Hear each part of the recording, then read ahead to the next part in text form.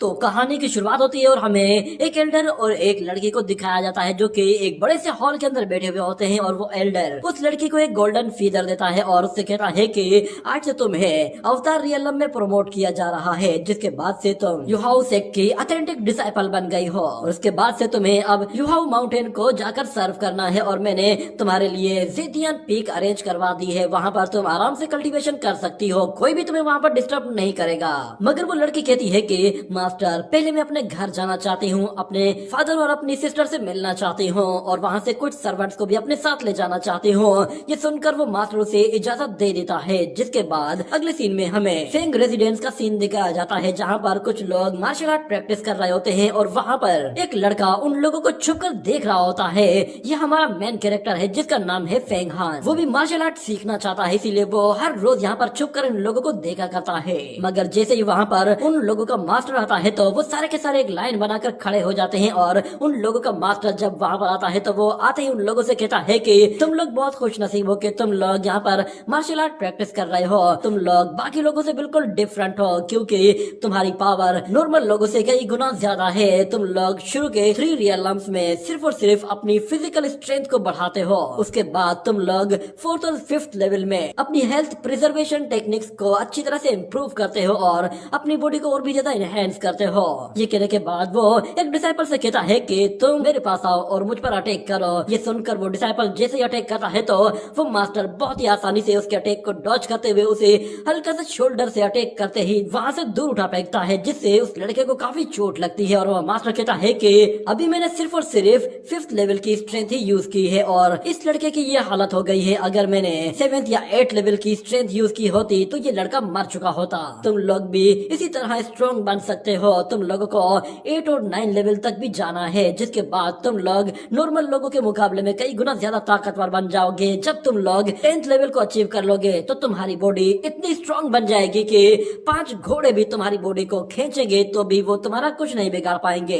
ये सुनकर सारे ही लोग हैरान हो जाते हैं और फेंग हान ये बात सुनकर काफी सरप्राइज होता है। मगर इतने में वहाँ पर हमें एक लड़की को आते हुए दिखाया जाता है जिसका नाम फेंग किंग भी होता है। वो फेंग किंगशी की छोटी बहन है और वो आते ही फेंग क्लान के लोगों से कहती है कि ये बिल्कुल सही कह रहा है, तुम लोग हमारे इनर डिसाइपल्स हो और खुश नसीब हो कि तुम लोग हमारे इस कोर्टयार्ड में एक मास्टर के अंडर में प्रैक्टिस कर रहे हो, वरना बाकी स्लेव्स को देखो, उनमें से कोई भी ऐसा नहीं है कि जो तुम्हारी तरह प्रैक्टिस कर रहा हो। अगर तुम लोग प्रोग्रेस हासिल करते रहोगे तो हमारी फैमिली तुम्हें रिवॉर्ड्स देगी और अच्छी तरह से ट्रीट भी करेगी। मगर वहाँ पे मौजूद एक छोटे कद वाला फेंग क्लान का सर्वेंट वो फेंग किंग से कहता है कि मैं जानता हूँ आप कुछ देर के बाद शिकार करने के लिए जाने वाली हैं। मैंने आपके लिए सब कुछ रेडी करवा दिया है। मगर वहाँ खड़ा हुआ फेंग हान ये सुनकर डर जाता है और वो कहता है कि मुझे तो किसी ने बताया ही नहीं कि फेंग किंग भी शिकार के लिए जाने वाली है। मैंने स्नोई को कुछ भी नहीं खिलाया। ये कहने के बाद वो फौरन से स्नोई की तरफ चला जाता है और दूसरी तरफ हमें युहाउ सेक्ट का सीन दिखाया जाता है। वहाँ पर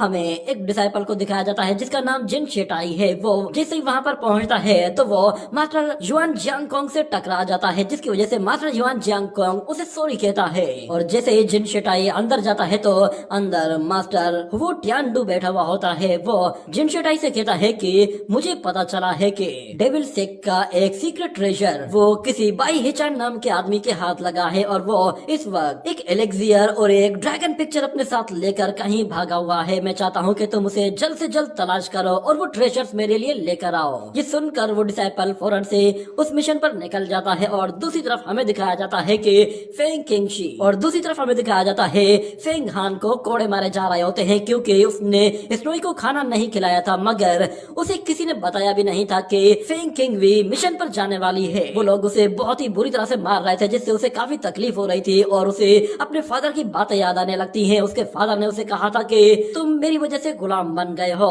मैंने कभी भी अपने आप को गुलामी से आजाद करने का नहीं सोचा, जिसकी वजह से मेरे साथ साथ तुम भी गुलाम बन गए हो।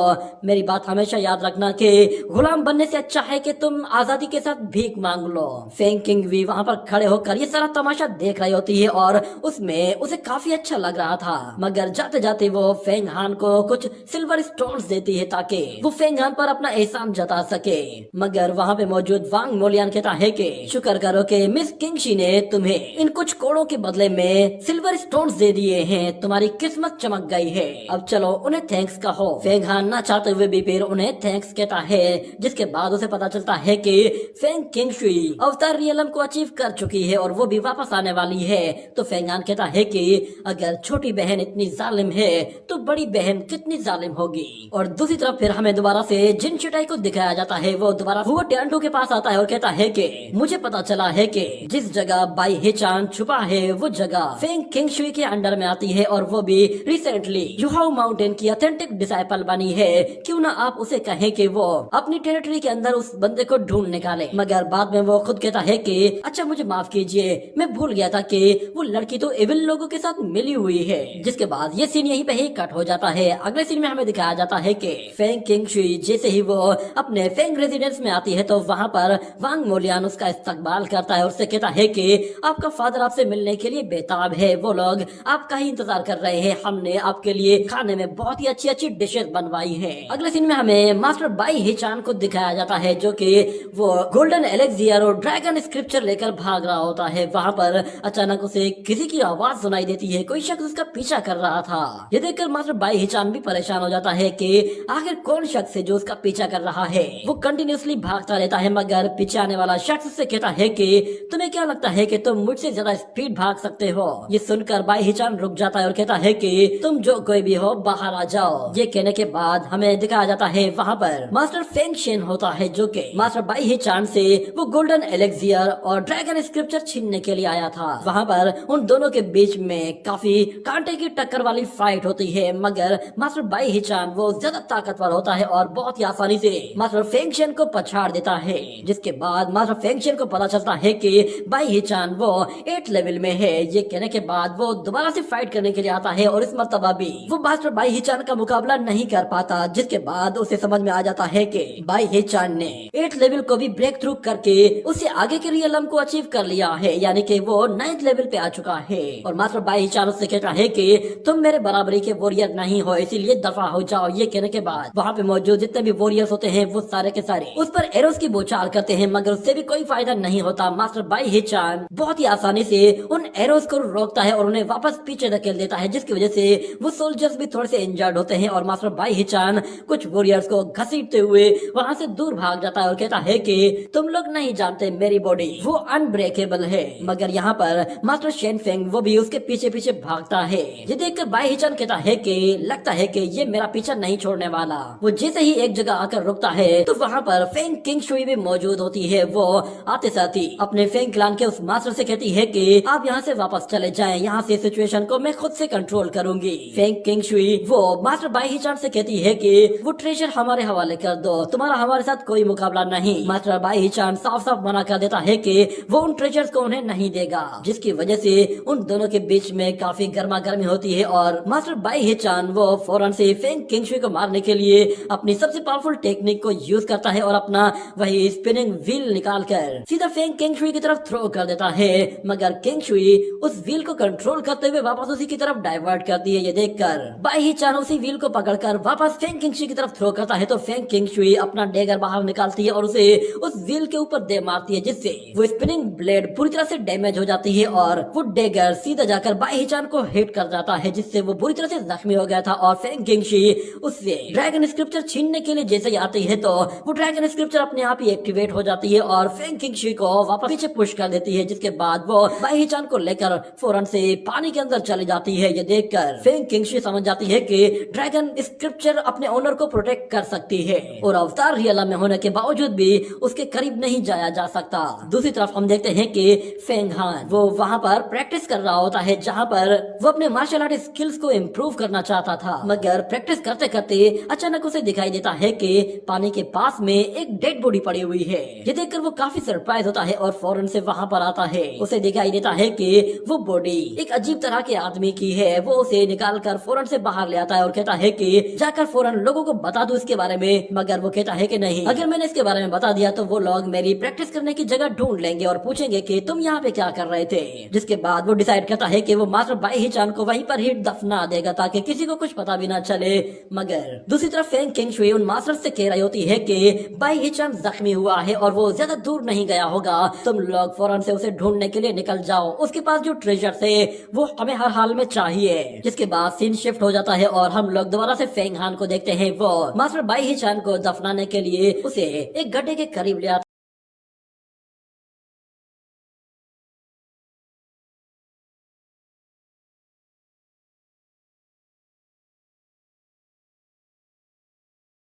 है तो उसकी बॉडी से एक एलेक्सियर नीचे गिर जाता है, जिसे देखकर फेंग हान हैरान हो जाता है और कहता है कि इसका टेस्ट तो बहुत ही अच्छा है, मगर उस एलेक्सियर से हल्का सा एसिड मास्टर बाई हिचान की बॉडी में चला जाता है, जिसकी वजह से उसमें जान आ जाती है और वो फौरन से उठकर बैठता है और फेंग हान का हाथ पकड़ लेता है और उससे कहता है कि तुम हो कौन। मगर जब वो फेंग हान की बॉडी को गौर से देखता है तो उसे पता चलता है कि ये कोई सर्वेंट है और उसके जिस्म में निशान देखकर उसे पता चल जाता है कि ये कोई ऐसा बंदा है जो कि फेंग फैमिली का सर्वेंट होने के साथ साथ मार्शल आर्ट प्रैक्टिशनर भी है। वो उसकी मेमोरी को चेक करता है तो उसे दिखाई देता है कि फेंग हान काफी लंबे टाइम से यहाँ पर प्रैक्टिस कर रहा है और अपने आप को गुलामी से आजाद करने के लिए अपना लेवल अपग्रेड करने की कोशिश कर रहा है। मास्टर बाई ही चान उससे कहता है कि मैं जानता हूँ कि तुम फेंग फैमिली से काफी तंग आ चुके हो, वो लोग बहुत ही ज्यादा जालिम है। मैं तुम्हें एक ऐसा एलेक्सियर दूंगा जिससे तुम्हारी कल्टीवेशन स्पीड बहुत ज्यादा बढ़ जाएगी और तुम इतने ताकतवर बन जाओगे कि तुम फेंग फैमिली से अपने आप ही आजाद हो जाओगे। मगर तुम्हें मुझसे एक वादा करना होगा कि तुम्हें मेरी खातिर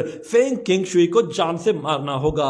वैसे मैं ये एलेक्सियर अपने मास्टर्स के लिए लेकर गया था, पर मुझे लगता है कि शायद मैं वहां नहीं पहुंच पाऊंगा, इसीलिए ये एलेक्सियर तुम्हारे पास होने चाहिए। अगर तुम मुझे अपना मास्टर एक्सेप्ट कर लेते हो तो मैं ये एलेक्सियर तुम्हें देता हूँ और मैं तुम्हें कुछ टेक्निक्स भी सिखा देता हूँ। फेंग हान जब ये सुनता है तो वो फौरन से उसे अपना मास्टर एक्सेप्ट कर लेता है और मास्टर बाई ही चान फिर उसे कुछ टेक्निक समझाता है। और दूसरी तरफ हमें दिखाया जाता है कि फेंग किंगशुई के पास वो लोग दोबारा से वापस आते हैं और उससे कहते हैं कि हम लोगों ने बाई हिचान को हर जगह तलाश करके देख लिया है, मगर वो हमें कहीं भी नहीं मिला। हम लोग अपनी गलती एक्सेप्ट करते हैं कि हम लोग बहुत ही ज्यादा बेकार लोग हैं। मगर फेंग किंगशुई कहती है कि मैं जानती हूँ ये सारी गलती तुम लोगों की है, क्योंकि इस काम का जिम्मा मैंने तुम लोगों को ही दिया था।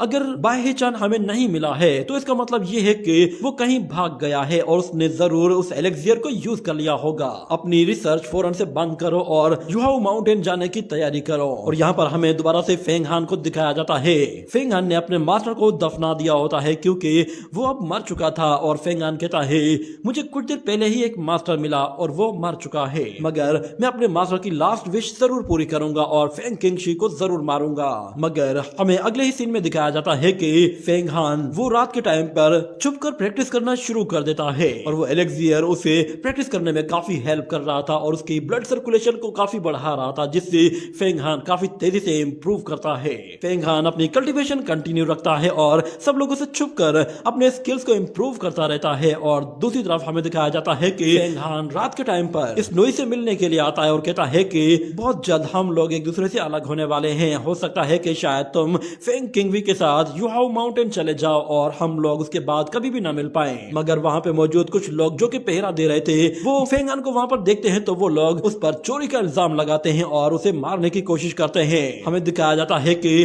फेंग किंगशुई वो ऊपर खड़े होकर ये सब कुछ देख रही थी। फेंग हान जब बहुत ज्यादा मार खाता है तो वो अचानक गुस्से में आकर खड़ा हो जाता है और एक एक बंदे को पकड़कर पीटना शुरू कर देता है और कहता है कि तुम लोग कुछ ज्यादा ही एरोगेंट हो गए हो, तुम लोगों को मैंने कहा भी है कि मैं चोर नहीं हूँ। इतने में वहाँ पर फेंग मोलियान आता है तो वो फेंग हान को इस तरह देख कर कहता है कि तुम्हारी इतनी हिम्मत, तुम हमारे ही लोगों को मार रहे हो और तुम हमारा घोड़ा चुराने की भी कोशिश कर रहे हो, लगता है कि शायद तुम्हें अपनी जान प्यारी नहीं है। वो सब लोगों से कहता है कि इसे यहीं पर ही खत्म कर दो।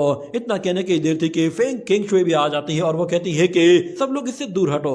वो फेंग हान से कहती है कि तुम्हारे स्किल्स देखकर ऐसा लग रहा है कि तुम कम से कम भी 5th लेवल में आ चुके हो, मगर फेंग हान 5th लेवल में नहीं होता, वो अभी सिर्फ 4th लेवल में होता है। और फेंग किंगशुई कहती है कि मुझे बताओ कि तुमने ये स्किल्स कहां से सीखे। ये सुनकर फेंग हान परेशान हो जाता है और वो कहता है कि कहीं फेंग किंगशुई को उस एलेक्सियर के बारे में पता न चल गया हो जो कि मास्टर बाई हिचान ने मुझे दिया है। वो फेंग किंगशुई से झूठ बोल देता है कि मैंने एक ड्रैगन स्नेक को मारा था जिसकी वजह से मुझे ये पावर्स मिली है। मैंने उस ड्रैगन स्नेक को मारने के बाद उसे पकाकर खाया था, जिसके बाद से मेरे अंदर अजीब तरह की स्ट्रेंथ आ गई थी और उसके बाद से मैं पिछले 5 साल से फेंग क्लान के मार्शल आर्ट को प्रैक्टिस कर रहा हूँ। ये सुनकर फेंग किंगशुई कहती है कि क्या कहा तुमने 5 साल से। तुम्हारे स्किल्स को देखकर लग रहा है कि तुम 5 साल से प्रैक्टिस नहीं कर रहे। कोई भी बंदा इतना जल्दी इतना इम्प्रूव नहीं कर सकता। पर खैर, हमारे फेंग क्लान में जितने भी लोग हैं, तुम उनमें सबसे ज्यादा स्ट्रॉन्ग लग रहे हो। मैं चाहती हूँ कि तुम भी हमारे साथ युहाओ माउंटेन चलो। ये कहकर वो वहाँ से चली जाती है। जिसके बाद फेंग हान कहता है कि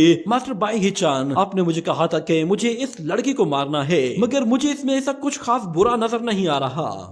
और फिर अगले सीन में हमें दिखाया जाता है कि फेंग किंगशुई वो जेडियन पीक की तरफ निकलने वाली होती है, तो वहां पर उसके लिए बहुत ही आलीशान सवारी का इंतजाम किया जाता है, जिसके साथ बहुत सारे लोग मौजूद होते हैं। वहां पर 2-3 कैरेज होते हैं, उनके साथ बहुत सारे सर्वेंट्स एक लाइन बनाकर चल रहे थे और बहुत सारे सोल्जर्स जो कि उनकी प्रोटेक्शन के लिए थे, वो भी उन लोगों के साथ साथ चल रहे होते हैं। शहर में मौजूद जितने भी लोग होते हैं वो फेंग किंगशुई को देखने के लिए आए हुए थे। वो लोग इतना बड़ा लश्कर देखकर काफी सरप्राइज होते हैं और कहते हैं कि सोचा भी नहीं था कि ये लोग इतनी लंबी लाइन बनाकर इस तरह गुजरेंगे। फेंग किंगशुई को वहां से जाता देखकर काफी लोग खुश होते हैं और काफी लोग उसके साथ जाना चाहते थे, मगर कोई भी शख्स उसके साथ नहीं जा पाया। सिर्फ कुछ ही लोग थे जो कि खुश नसीब थे, जो उसके साथ जेडियन पीक जाने वाले थे। उनमें से एक फेंग हान भी होता है जो कि उन लोगों के साथ जा रहा था। हमें दिखाया जाता है कि कई दिन गुजर जाते हैं और वो लोग आहिस्ता आहिस्ता डाली डायनेस्टी तक पहुंच जाते हैं। वहां पर उन लोगों को बहुत सारी बर्फ दिखाई देती है, हर जगह बर्फबारी हो रही होती है, क्योंकि उन लोगों को वहां तक पहुंचने में काफी लंबा टाइम हो गया था, तो मौसम चेंज होता जा रहा था। और फेंग हान कहता है कि फेंग किंगशुई वो अगर चाहती तो वो कुछ घंटों में ही उड़कर जेडियन पीक जा सकती थी, मगर उसने हमारी खातिर ये सफर चुना है जो कि शायद अब कई महीनों तक पूरा होगा। वो लोग चलते रहते हैं और एक ब्रिज के पास आकर पहुंचते हैं और हमें बताया जाता है कि उन लोगों को काफी लंबा टाइम गुजर चुका है और वो लोग अभी भी जेडियन पीक नहीं पहुंचे हैं। मगर जैसे ही वो लोग जेडियन पीक के पास पहुंचते हैं तो वहां पर उन लोगों को वेलकम करने के लिए कुछ डिसाइपल्स आ जाते हैं और वहां पर उन बड़ी बड़ी क्रेन्स को देखकर वो सारे ही लोग बहुत ज्यादा डर गए थे कि आखिर ये क्या चीजें हैं। मगर उन लोगों को स्पिरिट क्रेन्स के बारे में कुछ भी मालूम नहीं था। उन लोगों ने अपनी लाइफ में पहली मर्तबा स्पिरिट क्रेन्स देखी थी जिनके ऊपर युहाओ सेक्ट के डिसाइपल्स मौजूद होते हैं। वो लोग अपनी क्रेन्स के साथ उनके ऊपर काफी तेजी से मूव कर रहे होते हैं, जिसकी वजह से वो सारे के सारे सर्वेंट्स और उनके साथ मौजूद घोड़े भी बहुत ज्यादा डर रहे थे। जैसे ही वो क्रेन्स नीचे आती हैं तो वो बहुत ज्यादा धूल मट्टी उड़ाना शुरू कर देती हैं। यहाँ तक कि वांग मोलियान भी वो नीचे गिर जाता है और बहुत सारे डिसाइपल्स और बहुत सारे घोड़े यहाँ वहाँ भागने लगते हैं। ये देखकर फेंग हान कहता है कि ये लोग हैं डिसाइपल्स। मुझे तो लगा था कि शायद युहाओ माउंटेन के डिसाइपल्स कुछ अच्छे और तमीजदार होंगे, मगर ये तो डिसाइपल कहलाने के भी लायक नहीं है। इतने में हमें दिखाया जाता है कि स्नोई वो वहां से भागकर अंदर जाने की कोशिश करती है तो वहां मौजूद एक क्रेन वो उसे धक्का दे देती है, जिसकी वजह से स्नोई वो सीधा एक ब्रिज से नीचे गिरती है। तो फेंग हान भी उसके साथ साथ चला जाता है, मगर फेंग हान एक दरख्त की टहनी के साथ लटक जाता है और स्नोई वो सीधा नीचे चली जाती है। ये देखकर फेंग हान को काफी ज्यादा अफसोस होता है, क्योंकि स्नोई को उसने बहुत लंबे टाइम से पाला पोसा था। जिसके बाद उसे ऊपर चढ़ने का एक रास्ता मिल जाता है। वो फौरन से ऊपर आता है और उन लोगों से आकर कहता है कि तुम लोग आखिर ऐसा कैसे कर सकते हो, तुम लोगों ने हमारे घोड़े को मार दिया, वो भी बिला वजह। तो वो डिसाइपल कहता है कि तुम एक मामूली से सर्वेंट होकर हमारे साथ इस तरह बात कर रहे हो, लगता है कि तुम्हारे ओनर्स ने तुम्हें सबक नहीं सिखाया है। ये कहते हुए वो एक चाबुक से उसे मारने की कोशिश करता है तो फेंग हान उसे फौरन से डॉज कर लेता है और इससे पहले कि वो डिसाइपल उसे दोबारा मारता, फेंग किंगशुई बीच में आ जाती है और कहती है कि रुक जाओ। वो बाहर आते हुए उस डिसाइपल की गर्दन पर जोर से वार करते ही उसे नीचे गिरा देती है और उन लोगों से कहती है कि तुम लोगों को जरूर जिन शिटाई नहीं भेजा होगा ताकि तुम लोग मुझे यहाँ पर वेलकम करो, मगर ये किस तरह का वेलकम है। वो लोग फौरन से दोबारा अपनी क्रेन पर बैठते हैं और कहते हैं कि हमें मास्टर जिन शिटाई ने ही भेजा है, हम लोग तो तुम्हें यहाँ पर वेलकम करने के लिए आए थे, पर लगता है कि शायद तुम लोगों को हमारा वेलकम पसंद नहीं आया। अगर तुम लोग खुद से आगे जाना चाहते हो तो चले जाओ, हम लोग तुम्हें गाइड नहीं करेंगे। ये कहते ही वो लोग जैसे ही जाने लगते हैं तो फेंग किंगशुई कहती है इतने में क्या जल्दी है, तुम लोगों ने मेरे लोगों को डराया, मेरे यहाँ पर इस्तकबाल करने के चक्कर में तुम लोगों ने मेरे एक घोड़े को भी मार दिया, तुम लोग इतनी आसानी से तो नहीं जाओगे। ये कहने के बाद वो फौरन से एक डेगर बाहर निकालती है और उसे जैसे ही थ्रो करती है तो वो डिसाइपल भागने की कोशिश करता है, मगर वो डेगर उसे हिट कर जाता है, जिसकी वजह से वो बंदा वहीं मारा जाता है। और फिर फेंग किंगशुई उन लोगों से कहती है कि तुम लोगों ने मेरी डिग्निटी को चैलेंज किया है, अगर मैं एक ऑथेंटिक डिसाइपल होने के साथ तुम लोगों को यहाँ पर नहीं मारती तो मेरी डिग्निटी डैमेज हो जाएगी। ये कहने के बाद वो फिर से डेगर निकालती है और उन लोगों पर हमला करती जाती है और इस मर्तबा भी वो तीनों डिसाइपल्स को मार डालती है और बाकी के डिसाइपल्स को मारने ही वाली थी, मगर अचानक एक और एनर्जी अटैक आकर उसके अटैक को हिट करता है, जिसकी वजह से दोनों डिसाइपल्स बच जाते हैं और वहां से भागने की कोशिश करते हैं। और हमें दिखाया जाता है वहां पर जिन शिटाई खुद से आ पहुंचता है और वो फेंग किंगशुई से कहता है कि सिस्टर प्लीज शांत हो जाओ, मैंने तो सिर्फ तुम्हें वेलकम करना चाहा था, पर लगता है कि तुम वेलकम डिजर्व नहीं करती। मगर फेंग किंगशुई कहती है कि शायद तुम्हें मेरा प्रमोशन पसंद नहीं आया है, इसीलिए तुमने जानबूझकर यह हरकत की है, मगर भूलो मत तुम इतने ताकतवर नहीं कि तुम मेरा मुकाबला कर सको। ये कहने के साथ ही तो जिन शिटाई अपने एनर्जी क्रिस्टल्स का इस्तेमाल करता है, मगर वो डेगर उन क्रिस्टल्स को डिस्ट्रॉय करने के साथ आगे की तरफ निकल जाते हैं, जिस पर जिन शिटाई हैरान हो जाता है, मगर वो डेगर उसे हिट करने के बजाय उसके पीछे उन डिसाइपल्स की तरफ जाते हैं। ये देखकर जिन शिटाई उन्हें बचाने की कोशिश करता है, मगर फेंग किंगशी के डेगर्स उन डिसाइपल्स को हिट करते हैं और उन्हें खत्म कर देते हैं। ये देखकर जिन शिटाई को बहुत ज्यादा गुस्सा आता है और वो कहता है कि मैं इसके बारे में मास्टर ट्यानजिंग को जाकर बताऊंगा। ये कहकर वो फौरन से वहां से चला जाता है और फेंग किंगशुई वहां पर फेंग हान को बुलाती है और कहती है कि तुमने उस घोड़े की खातिर अपनी जान को दांव पर लगा लिया है, इसीलिए मैं तुम्हें प्रमोट कर रही हूँ। आज से तुम स्पिरिट बीस्ट के इंचार्ज हो और तुम जिदियन पीक की क्रेन्स को ट्रेवलिंग के लिए यूज कर सकते हो। ये कहने के साथ वो उसे एक गोल्डन टोकन भी दे देती है और उन लोगों से कहती है कि तुम लोग खुद से आ जाओ, मैं फौरन जिदियन पीक जा रही हूँ। ये कहते ही वो वहां से चली जाती है, मगर उसके जाने के बाद फेंग मोलियान और बाकी सारे लोग वो फेंग हान से काफी ज्यादा जेलस होते हैं और उससे कहते हैं कि तुम एक मामूली से सर्वेंट हो और तुम्हारा लेवल हमारे बराबर भी नहीं है, इसीलिए ये टोकन हमारे हवाले कर दो। मगर फेंग हान वो उन्हें वो टोकन नहीं देता, जिसके बाद वो लोग फेंग हान से लड़ने के लिए तैयार हो जाते हैं और वहां पे मौजूद एक लड़की चुपकर ये सब कुछ देख रही होती है। तो वहां पर अचानक एक लड़की की आवाज सुनाई देती है। वो सब लोग ऊपर की तरफ देखते हैं तो वहां एक रेड ड्रेस में एक लड़की अपीयर होती है, जो कि उन लोगों के बिल्कुल सामने आकर खड़ी हो जाती है। उसे वहां पर देखने के बाद फेंग लिन उससे कहता है कि सुनो लड़की, तुम्हारा इसमें कोई लेना देना नहीं है, ये फेंग फैमिली का आपस का मामला है, इसीलिए तुम इसके बीच में मत आओ। मगर वो लड़की फेंग हान की मदद करने के लिए आई थी और वो उन लोगों से कहती है कि तुम लोग यहाँ पर मेरी आंखों के सामने किसी सर्वेंट को ऐसे तंग करोगे और मैं चुप करके बैठी रहूंगी, ऐसा तो नहीं हो सकता। मगर फेंग हान उस लड़की से कहता है कि सिस्टर आप प्लीज बीच में मत आइए, मैं इन लोगों को खुद से हैंडल कर लूंगा। ये सुनकर होंगी कहती है कि ये लड़का कितना अजीब है, मैं इसकी मदद करने के लिए आई हूँ और ये मेरी मदद करना चाहता है। फेंग हान उन लोगों से कहता है कि तुम लोग लड़ना चाहते हो ना, तो फिर ठीक है, मैं तुमसे लड़ने के लिए तैयार हूँ। इतना कहने के बाद हमें दिखाया जाता है कि फेंग लिन अपने एक मोटे वॉरियर को उसकी तरफ भेजता है। वो मोटा वॉरियर मार्शल आर्ट स्किल्स में काफी अच्छा होता है और उन लोगों में सबसे ज्यादा ताकतवर भी होता है। और इस तरफ फेंग हान जो कि 5th रियलम में होता है, वो उसके साथ फाइट करता है तो वो मोटा वॉरियर उस पर एक के बाद एक बहुत सारे अटैक कर देता है, मगर उसके बावजूद भी वो फेंग हान का कुछ नहीं बिगाड़ पाता। फेंग हान उसके हर एक अटैक को बहुत ही आसानी से डॉज कर रहा होता है और जब वो उस पर काउंटर अटैक करना शुरू करता है तो वो मोटा उसके आगे बिल्कुल बेबस हो जाता है। फेंग हान के एक एक अटैक के बाद वो वॉरियर उसके आगे बिल्कुल कमजोर पड़ता जा रहा होता है, यहाँ तक कि फेंग हान उसे मार मार कर उसकी हड्डी पसली तक तोड़ देता है। ये देखकर वो सारे ही लोग चौंक गए थे, मगर यहाँ पर फेंग हान फौरन से जाते ही फेंग लिन को गले से पकड़ लेता है और कहता है कि तो अब बताओ कि अब तुम क्या करोगे। वो मोटा फेंग हान को बुरा भला कह रहा होता है और कहता है कि मैं फेंग किंगशी से तुम्हारी शिकायत करूंगा और यकीन जानो तुम्हें जितने कोड़े पहले पड़ते थे उससे भी ज्यादा कोड़े पड़ेंगे। ये कहने की देर थी कि फेंग हान उसे गले से पकड़कर उठाकर दूर फेंक देता है और कहता है कि लगता है कि तुम्हारी अकड़ अभी भी नहीं निकली है। ये कहने के साथ ही वो उसके ऊपर पैर रखकर खड़ा हो जाता है और वहां मौजूद लोग उसकी मदद को आगे बढ़ते हैं, मगर फेंग हान उन लोगों को भी इतना डरा देता है कि वो लोग फौरन से पीछे हट जाते हैं। और फेंग हान सब लोगों से कहता है कि मेरे फादर ने मुझे कहा था कि एक गुलाम बनने से बेहतर है कि एक भिखारी बन जाओ। ये बात सुनकर सारे ही लोग बिल्कुल चौंक गए थे, मगर फेंग हान वो फेंग लिन को उठाता है और फिर से उस पर अटैक करते हुए उसे उठाकर दूर फेंक देता है और वहां मौजूद लोगों से कहता है कि मैं इस वक्त 5th रियलम में हूँ, अगर तुम लोग मुझसे लड़ना चाहते हो तो फिर आ जाओ। 5th लेवल का सुनते ही सब लोग डर जाते हैं, क्योंकि उनमें से कोई भी वॉरियर ऐसा नहीं था जो कि 5th लेवल का हो या फिर मुशीर का मुकाबला करने के लायक हो। ये सुनते ही वहां पे मौजूद बाकी लोग फिर फौरन से फेंग हान के आगे झुक जाते हैं और कहते हैं कि तुम ही आज से हमारे लीडर हो। फेंग लिन ये तो एक नंबर का ढक्कन है,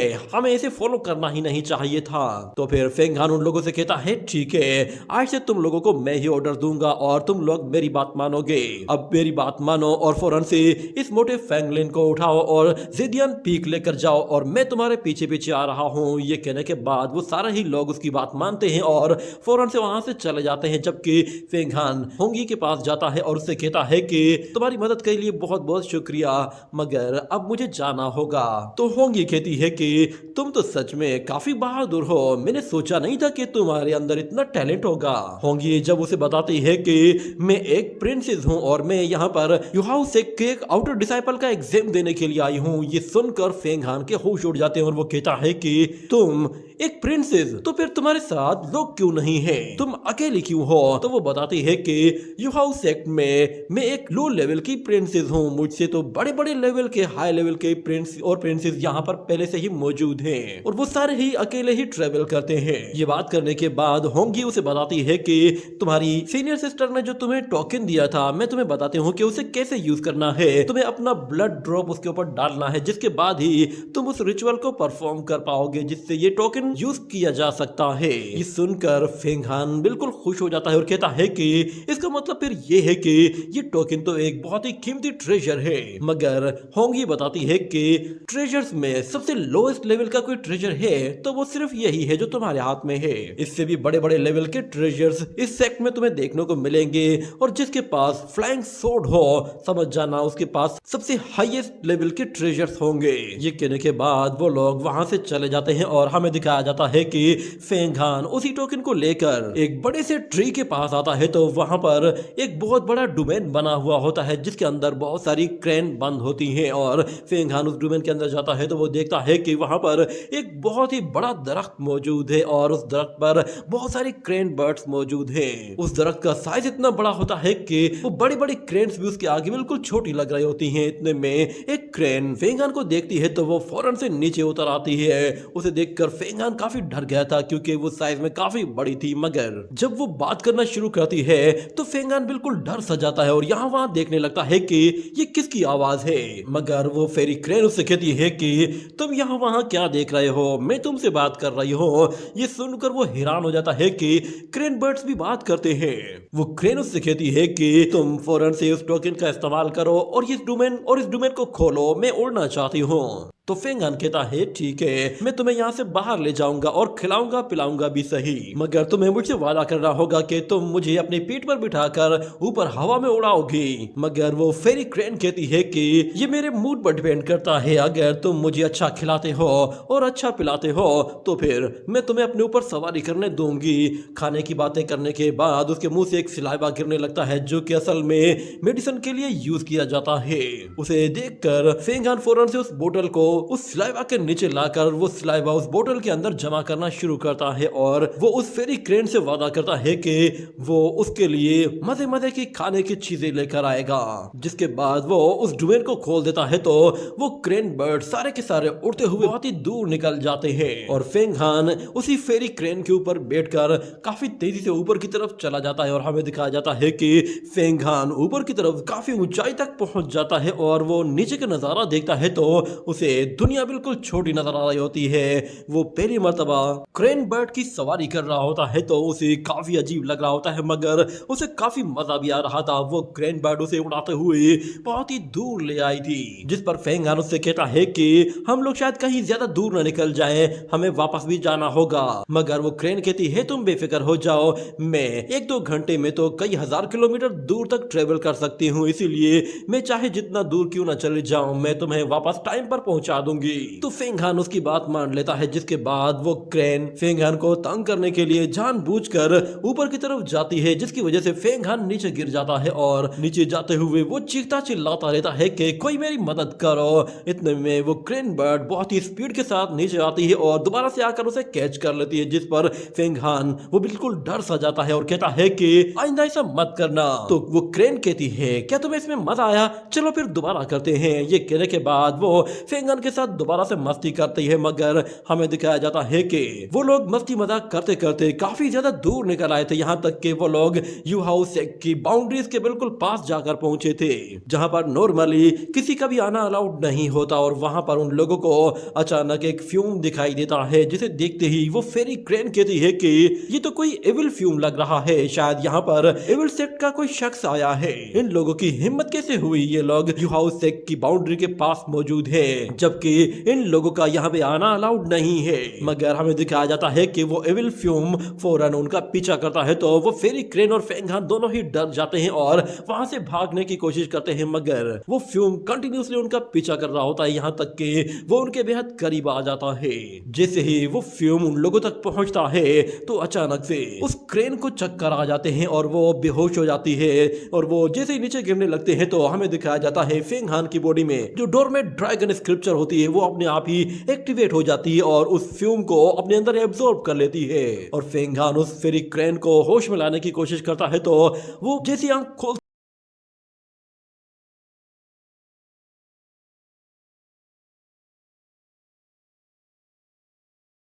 वो जैसी आंख खोलती है तो उसे दिखाई देता है कि वो नीचे गिरने वाली है। ये देखते ही वो फौरन से अपने पंजों के सहारे फिर से एक लिफ्ट क्रिएट करती है और अपने पंख फड़फड़ाते हुए फिर से ऊपर की तरफ उड़ते हुए उन पत्थरों से अपने आप को बचा लेती है और फेंगान से कहती है कि क्या हम लोग जिंदा हैं या फिर हम लोग मर चुके हैं। तो फेंगान कहता है कि तुम्हें क्या हुआ था, अगर तुम फौरन से दोबारा ना उड़ती तो शायद हम दोनों मारे जाते। ये सुनकर वो फेरी क्रेन कहती है ओह अच्छा, तो हम लोग जिंदा हैं। मैं दोबारा जाकर सेक्ट में मास्टर को बताऊंगी कि एविल सेक्ट के लोग वो हमारी टेरिटरी के अंदर घुस आए हैं। एक मर्तबा उन्हें बता दूं तो फिर देखना कि उनका क्या अंजाम होता है। मगर यहाँ पर फेंग हान वो कहता है कि नहीं, उन्हें बताने की कोई जरूरत नहीं। अगर उन्हें बता दिया तो वो लोग मेरे ऊपर शक करेंगे और मेरे ऊपर सवाल उठाएंगे कि मैं एक सर्वंट होने के नाते एक क्रेन के ऊपर सवार होकर इतना दूर करने क्या गया था। ये सुनकर वो क्रेन कहती है ठीक है, तो फिर तुम्हारी खातिर मैं किसी को नहीं बताऊंगी। मगर उसे उड़ते हुए होंगी देख लेती है। वो वहां पर अकेली टहल रही थी तो वो फौरन उसी डायरेक्शन की तरफ चली जाती है जहां पर फेंग हान जा रहा था, और हमें दिखाया जाता है कि जहां पर फेंग हान लैंड करता है वो वहां पर उस ड्रैगन स्क्रिप्चर को खोलकर देखता है और कहता है कि आखिर इसके अंदर ऐसा क्या है जिसने हमें उस फ्यूम से बचा लिया। वो देखता है कि वो एविल फ्यूम उस ड्रैगन स्क्रिप्चर के अंदर एब्सॉर्ब हो गया है। ये देखकर वो समझ जाता है कि इस ड्रैगन स्क्रिप्चर की एबिलिटी ये है कि ये ट्रेजर्स को कलेक्ट कर सकती है। मुझे ये ड्रैगन स्क्रिप्चर सबसे छुपा कर रखनी होगी। ये कहने के बाद अचानक वहां पर जैसे ही होंगी आती है तो उसे देखकर वो बिल्कुल डर सा जाता है और कहता है कि सर एक मिनट रुको, मुझे अपने कपड़े पहनने दो। तो वो फौरन अपने कपड़े पहनता है और होंगी उसके पास आती है और फेंगान कहता है तुम अचानक से कैसे आ जाती हो, मुझे तुम्हारे बारे में पता क्यों नहीं चलता। तो होंगी कहती है तुम अभी बहुत ही ज्यादा लो लेवल के हो, इसीलिए तुम्हें किसी का भी पता नहीं चलेगा कि तुम्हारे आसपास कौन है। तुम्हें इसके लिए ब्रेक थ्रू करना पड़ेगा। जब तुम्हारे पास सुपर फिजिकल स्ट्रेंथ आ जाएगी तो उसके बाद तुम हर एक मूवमेंट के बारे में जान पाओगे।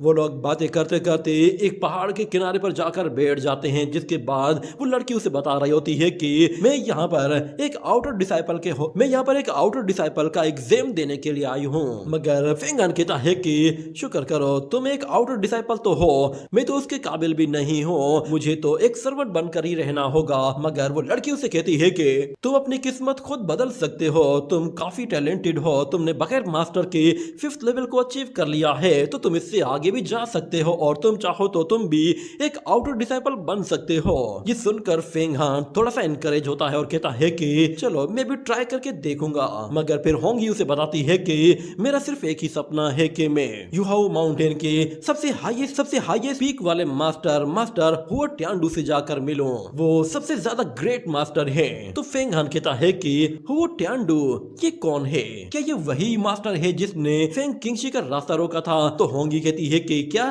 वो तो जिन शिटाई है, वो ट्यांडू तो इतना ताकतवर है, वो जिन शिटाई जैसे 100 लोगों को एक ही अटैक में निपटा सकता है। उसका माउंटेन इतना ज्यादा हाई है कि वहां तक जाते जाते लोगों की हालत खराब हो जाती है। जिसके बाद अगले सीन में हमें दिखाया जाता है कि होंगी वो फेंग हान को लड़ाई के लिए चैलेंज करती है ताकि वो उसकी स्ट्रेंथ को चेक कर सके। मगर फेंग हान कहता है कि नहीं, मैं तुम्हारे साथ फाइट नहीं कर सकता, तुम्हें चोट लग जाएगी। मगर वो लड़की उसे आजमाने के लिए उस पर जैसे अटैक करती है तो फेंग हान उसके अटैक को रोक लेता है। मगर होंगी फिर एक के बाद एक अटैक करना शुरू कर देती है और वो दोनों ही लड़ते लड़ते फिर वहां से सीधा दूसरी डायरेक्शन की तरफ चले जाते हैं, जहां पर एक पहाड़ के किनारे पर वो दोनों दोबारा से आकर फाइट करते हैं। और यहाँ पर होंगी काफी फास्ट अटैक करती है, जिसकी वजह से वो फेंग हान को पीछे धकेल देती है और कहती है कि अब मेरी बारी है, अब मैं काउंटर अटैक कर करूंगी। ये कहने के बाद वो फेंग हान पर एक के बाद एक इतने ताकतवर हमले करती है कि फेंग हान को समझ में ही नहीं आता कि उसे क्या करना चाहिए। जिसके बाद वो प्लानिंग के सहारे उसे हराने की कोशिश करता है और वहां से भागकर दूरी बनाने की कोशिश करता है, मगर होंगी वो आराम आराम से उसका पीछा कर रही थी। जैसे ही वो उसके पास पहुंचती है तो फेंग हान वहां से दूर निकल जाता है और एक दरख्त के ऊपर छुप जाता है। जैसे ही होंगी वहां पर आती है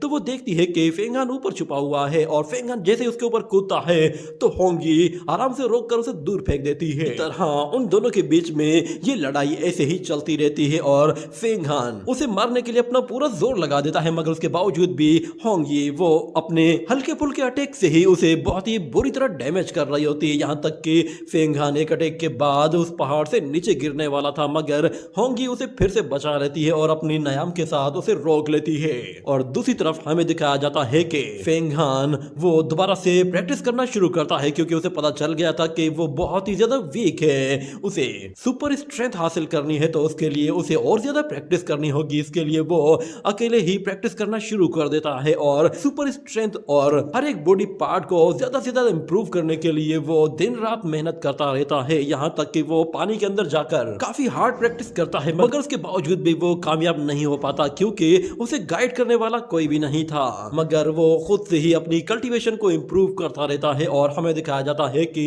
उसे कई दिन गुजर जाते हैं, मगर उसके बावजूद भी वो वहीं पर ही प्रैक्टिस करता जा रहा था। आहिस्ता आहिस्ता उसके स्किल्स इंप्रूव होते जा रहे थे, उसकी स्पीड बढ़ती जा रही थी और दिन गुजरते जाते हैं और फेंग हान की स्पीड भी काफी बढ़ती जा रही होती है। और हमें दिखाया जाता है कि फेंग हान कई दिन के बाद फाइनली ब्रेक थ्रू करने में कामयाब हो जाता है, जिसके बाद वो सुपर ह्यूमन स्ट्रेंथ अचीव कर लेता है, जो कि लेवल 6 की स्ट्रेंथ होती है। उस स्ट्रेंथ को अचीव करने के बाद फेंग हान के बॉडी पार्ट्स वो इतने स्ट्रॉन्ग और इतने पावरफुल बन गए थे कि वो दूर दूर मौजूद हर एक चीज को सेंस कर पा रहा होता है और यहाँ तक कि उसे किसी के आने की आहट भी सुनाई देती है। वो कोई और नहीं बल्कि फेंग किंगशी थी। फेंग किंगशी जब वहां पर आती है तो वो फेंग हान को देखकर काफी सरप्राइज होती है और कहती है, मैंने तुम्हें कई दिन से नहीं देखा, तुम अचानक कहीं गायब हो गए हो, इसीलिए मैंने सोचा मैं तुम्हें आकर देख लूं।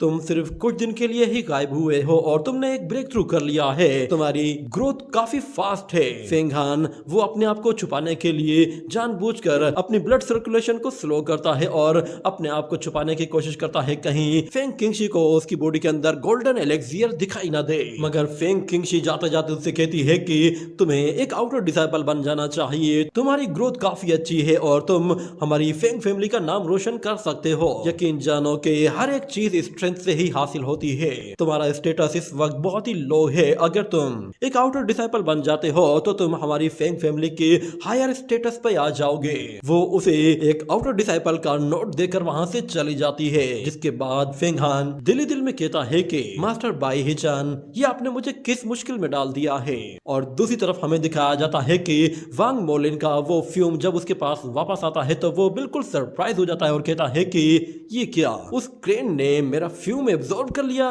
ये कैसे हो गया। अचानक वहां पर कोई शख्स उस पर हमला करता है तो वो शख्स फौरन अपने चारों तरफ एक पावरफुल फ्यूम का ऑरा बना लेता है ताकि वो एक शील्ड एक्टिवेट कर सके और उसकी शील्ड उसे सारे ही अटैक से बचा लेती है। जिसके बाद हम देखते हैं वहां पर जिन शिटाई अपीयर होता है और वो वांग मोलिन पर बहुत पावरफुल अटैक कर रहा होता है, मगर उसके बावजूद भी उसके सारे ही अटैक बिल्कुल बेकार जा रहे होते हैं। वांग मोलिन अपने इविल गार्ड के जरिए उसकी सारी एनर्जी को डिस्ट्रॉय करने के साथ साथ उस पर एक पलट वार भी करता है, जिससे जिन शिटाई काफी घबरा गया था, मगर वांग मोलिन उसे हर्ट नहीं करता और कहता है, मुझे बताओ कि तुमने मुझे क्यों बुलाया है। तो जिन शिटाई उससे कहता है कि मैं चाहता हूं कि तुम फेंग किंगशी को मारो। तो वांग मोलिन कहता है, तुमने मुझे इतना दूर से सिर्फ ये कहने के लिए बुलाया है। मगर जिन शिटाई कहता है कि उसे मारने का तुम्हें बहुत बड़ा इनाम मिलेगा, क्योंकि गोल्डन एलेक्सियर और डोरमेट ड्रैगन पिक्चर वो दोनों ही फेंग किंगशी के पास है। अगर तुम उसे मार देते हो तो वो ट्रेजर तुम्हें मिल जाएंगे और तुम उसके साथ अवतार रियलम को अचीव कर सकते हो। ये सुनकर वांग मोलिन इसके लिए मान जाता है और कहता है कि मैं फेंग किंगशी के साथ फाइट जरूर करूंगा। जिसके बाद अगले सीन में हमें दिखाया जाता है कि फेंग हान वो आउटर डिसाइपल का एग्जामिनेशन देने के लिए फौरन से युहुआ पीक पहुंच जाता है और वहां पर वो अपनी एंट्री करवाने के लिए फेंग किंगशी का दिया हुआ वही लेटर वहां मौजूद सीनियर डिसाइपल्स को दिखाता है। वो लोग देखते हैं कि ये लेटर जेदियन पीक का है और ये लेटर फेंग किंगशी ने भेजा है। ये देखते ही वो लोग फौरन से फेंग हान को कहते हैं कि ठीक है तुम चले जाओ, मगर वहां मौजूद दूसरा डिसाइपल कहता है कि रुको जरा, तुम्हारा नाम रजिस्टर में नहीं है। मगर उसका अपना ही दूसरा साथी उसे रोकता है और कहता है कि क्या तुम पागल हो गए हो, क्या तुम्हें मरना है, तुम्हें पता नहीं है कि ये लड़का फेंग क्लान से है और इसे यहाँ पर फेंग किंगशुई ने भेजा है। वो एक ऑथेंटिक डिसाइपल है, तुमने उसके बारे में शायद नहीं सुना, वो बहुत ही ज्यादा बेरहम है। उसने जेदियन पीक आते ही सबसे पहले हमारे 6 डिसाइपल्स को जान से मार डाला था और उनकी क्रेन्स को भी उसने जरा भी नहीं बख्शा। उसके बावजूद भी कोई भी उसका कुछ नहीं बिगाड़ पाया और अगर वो तुम्हें मार दे तो भी उसका कोई कुछ नहीं बिगाड़ पाएगा। ये सुनकर वो लड़का बिल्कुल खामोश हो जाता है और फिर हमें दिखाया जाता है कि जैसे ही आउटर डिसाइपल एग्जाम शुरू होता है तो वहां पर सारे ही लोग मौजूद होते हैं और वहां पर हमें फेंग हान को भी दिखाया जाता है। वो वहां पर एग्जाम देने के लिए एक जगह बैठता है तो वहां पर होंगी भी आ जाती है और वो उसे देखकर काफी सरप्राइज होती है। उसे लगा कि शायद वो उसे यहाँ पर सपोर्ट करने के लिए आया है, मगर फेंग हान उसे बताता है कि वो भी एग्जाम देने के लिए आया है। ये सुनकर होंगी हैरान हो जाती है और कहती है कि तुम पागल हो गए हो, तुम्हें किसने कहा था कि तुम एग्जाम देने के लिए आ जाओ, तुम अभी इतने पावरफुल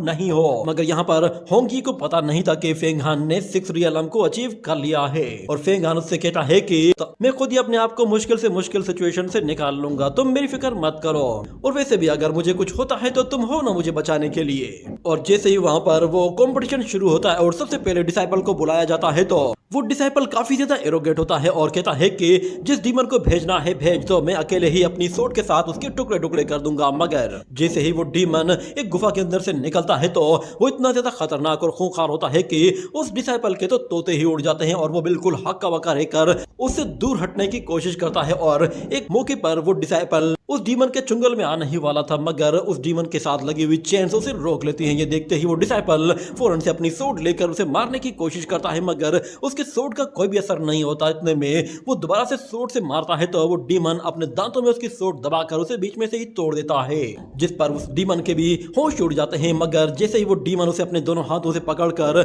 उसकी हड्डी पसली तोड़ने वाला होता है तो अचानक से वहां पर मास्टर युआन जियांगकोंग अपनी फ्लाइंग सोट का इस्तेमाल करता है, जिसके साथ वो डीमन उस डिसाइपल को छोड़ देता है और मास्टर युआन जियांगकोंग उस सोट के साथ उस डीमन को खत्म कर देता है। ये देखकर सारे ही लोग बिल्कुल हैरान हो गए थे, मगर मास्टर युआन जियांगकोंग वो बीच में आता है और सब लोगों को कहता है कि आप लोगों को घबराने की कोई जरूरत नहीं, इस कंपटीशन के बीच में मैं आप लोगों की सेफ्टी का पूरा ख्याल रखूंगा और कोशिश करूंगा कि किसी की भी जान न जाए, आप लोग जिस तरह भी लड़ना चाहते हैं लड़ सकते हैं। ये कहने के बाद फिर वहां पर एक के बाद एक बंदा भागना शुरू हो जाता है, क्योंकि उन लोगों को पता चल गया था कि ये कंपटीशन बहुत ही ज्यादा मुश्किल है। मगर फेंग हान वहां से नहीं जाता और देखते ही देखते फिर वहां पर एक के बाद एक वॉरियर उस डीमन के साथ मुकाबला करने की कोशिश करता है, मगर सारे ही वॉरियर उस डीमन के आगे फेल हो जाते हैं, कोई भी उसका मुकाबला नहीं कर पा रहा था। और जब बारी आती है फेंग हान की तो वो लड़ने के लिए तैयार हो जाता है, मगर होंगी उससे कहती है कि कम से कम तुम मेरी सोड ही ले जाओ, इस तरह तो मत जाओ। मगर फेंग हान कहता है टेंशन न लो, मैं अपने हाथों से उसे निपटाऊंगा। ये कहने के बाद वो जैसे ही वहां पर जाता है तो वो डीमन इतना जोर से आकर उस पर वार करता है कि वो अपने हाथों से उसे जमीन में गाड़ देता है, जिस पर सब लोग बिल्कुल हैरान हो जाते हैं। यहाँ तक कि होंगी भी डर गई थी, उन लोगों को लगा कि शायद ये लड़का तो मर गया है। और मास्टर युआन जियांगकोंग भी हैरान हो गया था कि उसे उस लड़के को बचाने का मौका तक नहीं मिला। मगर हमें दिखाया जाता है फेंग हान वो आहिस्ता आहिस्ता उस डीमन के जंगल से बाहर आता है और उस डीमन के साथ फिर से फाइट करने के लिए खड़ा हो जाता है। फेंग हान के पास एक जबरदस्त फिजिकल स्ट्रेंथ आ चुकी थी, जिसकी वजह से वो अब उस डीमन के साथ फाइट कर पा रहा था। मगर वो डीमन उसे कोई भी मौका नहीं देता कि वो उसे मार सके। मगर फेंग हान हार नहीं मानता, वो कंटिन्यूसली उसके साथ फाइट करता रहता है। और एक मौका ऐसा आ जाता है कि जब फेंग हान फौरन से ब्रेक थ्रू कर लेता है, जिसकी वजह से उसकी इनर स्ट्रेंथ कई गुना बढ़ जाती है।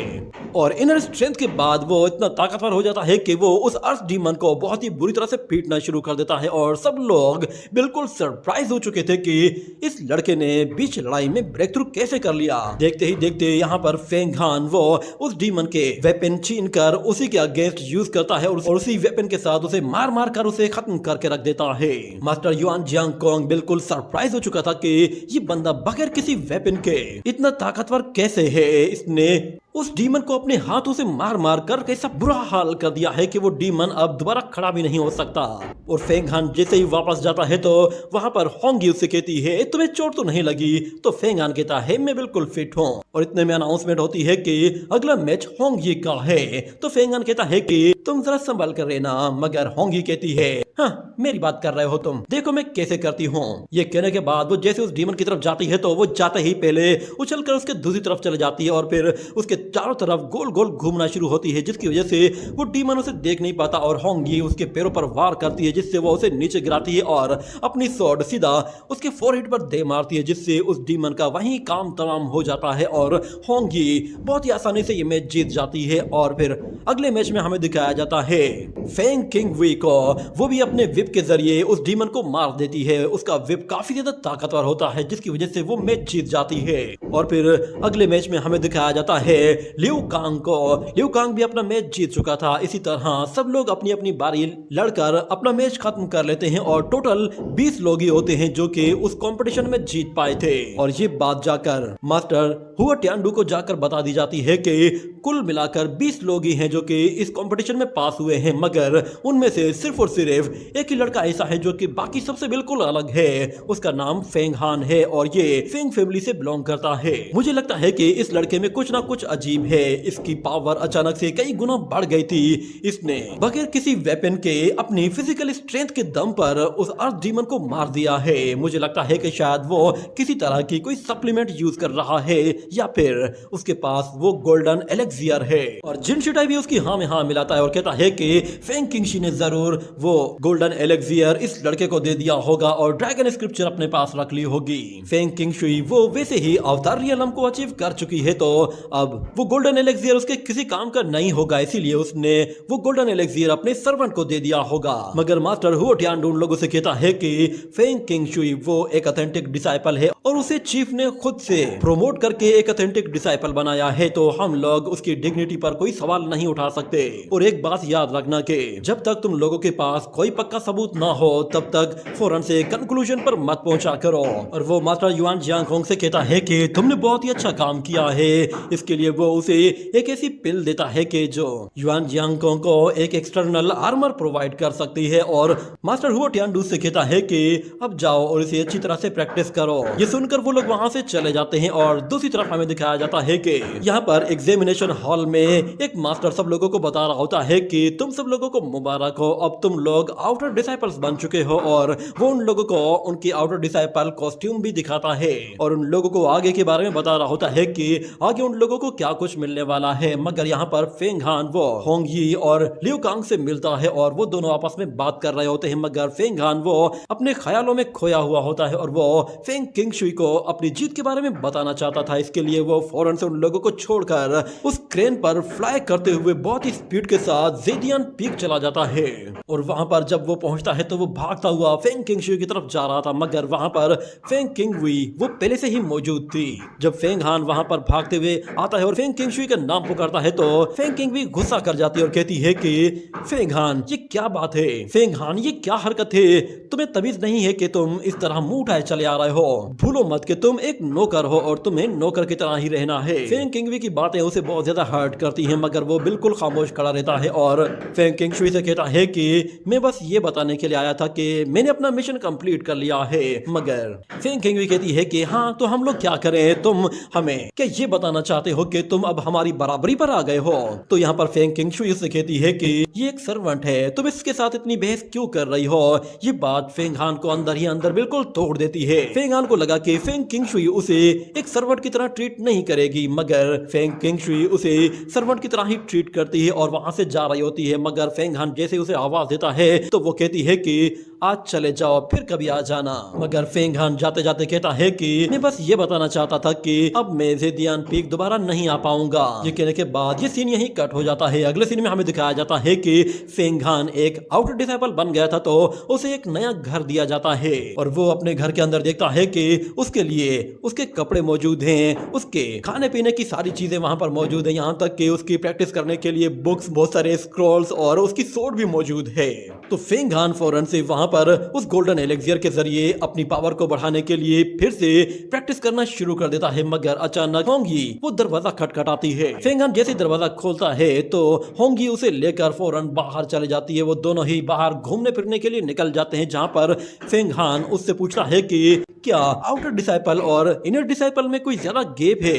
तो यहाँ पर होंगी उसे आउटर डिसाइपल और इनर डिसाइपल के बारे में बताती है कि हम लोगों के बीच में न सिर्फ स्ट्रेंथ का गैप है, बल्कि हम लोगों के बीच में कल्टीवेशन रियलम का भी बहुत बड़ा गैप होता है। और यहाँ पर इनर डिसाइपल्स के पास बहुत ज्यादा रिसोर्सेज होते हैं। वो लोग अभी बातें करते करते आगे जा रहे होते हैं कि हमें दिखाया जाता है वो लोग एक रेस्टोरेंट के पास पहुंचते हैं, जो कि बहुत ही बड़ा होता है। और फेंग हान उसे अंदर से देखकर काफी ज्यादा खुश हो जाता है। जब वो लोग उसके अंदर जाते हैं तो वो लोग एक रूम में जाकर आपस में बैठकर बातें करते हैं, जहां पर फेंग हान उस लड़की को बताता है कि फेंग हान की अब फैमिली में कोई भी जिंदा नहीं बचा है, वो सारे लोग मर चुके हैं। ये सुनकर फेंग किंग भी थोड़ा सा उदास हो जाती है और वो भी बताती है कि उसकी अपनी मदर मर चुकी है और उसका फादर वो अपने किंगडम को मैनेज करने में इतना बिजी होता है कि उसे पता भी नहीं होता कि उसकी एक बेटी भी है।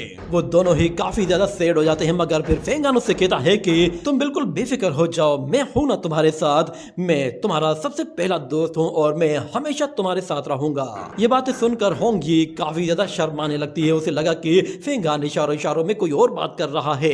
वो फौरन से जाती है और एक स्टिक उठाकर पानी में फेंक देती है, जिसके बाद उस पानी के अंदर से एक फिश आती है जो कि स्टिक पकड़कर फौरन पानी के अंदर चली जाती है। ये देखकर फेंग हान बिल्कुल हैरान होता है कि ये सब हो क्या रहा है। मगर फिर कुछ देर के अंदर एक फ्लावर निकलता है। उस फ्लावर के अंदर से फिर उन लोगों के लिए पका हुआ खाना बाहर निकल आता है।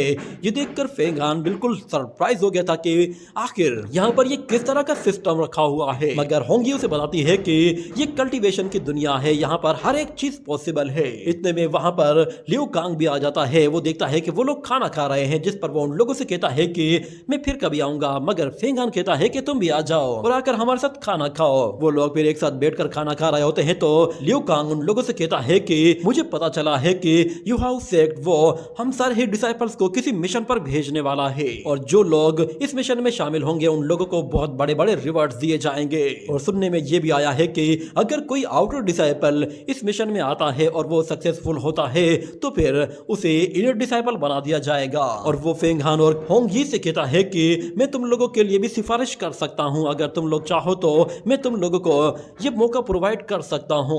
ये कहने के बाद वो उन दोनों को लेकर फौरन से एक और यंग प्रिंस के पास जाता है, जिसका नाम बाओ जियान होता है। वो वहां पर बहुत सारे सीनियर डिसाइपल्स को खाने की ट्रीट दे रहा होता है ताकि वो लोग आगे जाएं तो वो उस मिशन में उस यंग प्रिंस की मदद करें। और उसके लिए वो यंग प्रिंस उन लोगों को बड़ी से बड़ी लालच ऑफर करता है। मगर जैसे ही लियो कांग वहां पर आता है और वो उस यंग प्रिंस को आवाज देता है तो वो यंग प्रिंस उसे सुना अनसुना कर देता है, जिस पर होंगी गुस्से में वहां से जाने लगती है। मगर लियो कांग दोबारा से उसे आवाज देता है तो इस मर्तबा वो यंग प्रिंस आता है और लियो कांग फेंग हान और होंगी को उनके सामने इंट्रोड्यूस कराता है, जिस पर वो यंग प्रिंस कहता है कि तुम उन दो नए मेंबर्स को लेकर आए हो जो कि बस अभी अभी एग्जाम में पास हुए हैं। ये दोनों तो बिल्कुल अनाड़ी है। तुम्हें क्या लगता है कि मैं इन लोगों के भरोसे इस जंग में जाऊंगा? उसकी बात फेंग हान को काफी ज्यादा बुरी लगती है और वो वहां से जाने लगता है। मगर लियो कांग उसे रोकता है और फिर वो फेंग हान से कहता है कि तुम थोड़ी देर सब्र कर जाओ, मैं उससे बात कर रहा हूँ। मगर यहाँ पर वो यंग प्रिंस दोबारा से उन लोगों की इंसल्ट करता है, जिस पर फेंग हान गुस्से में आ जाता है और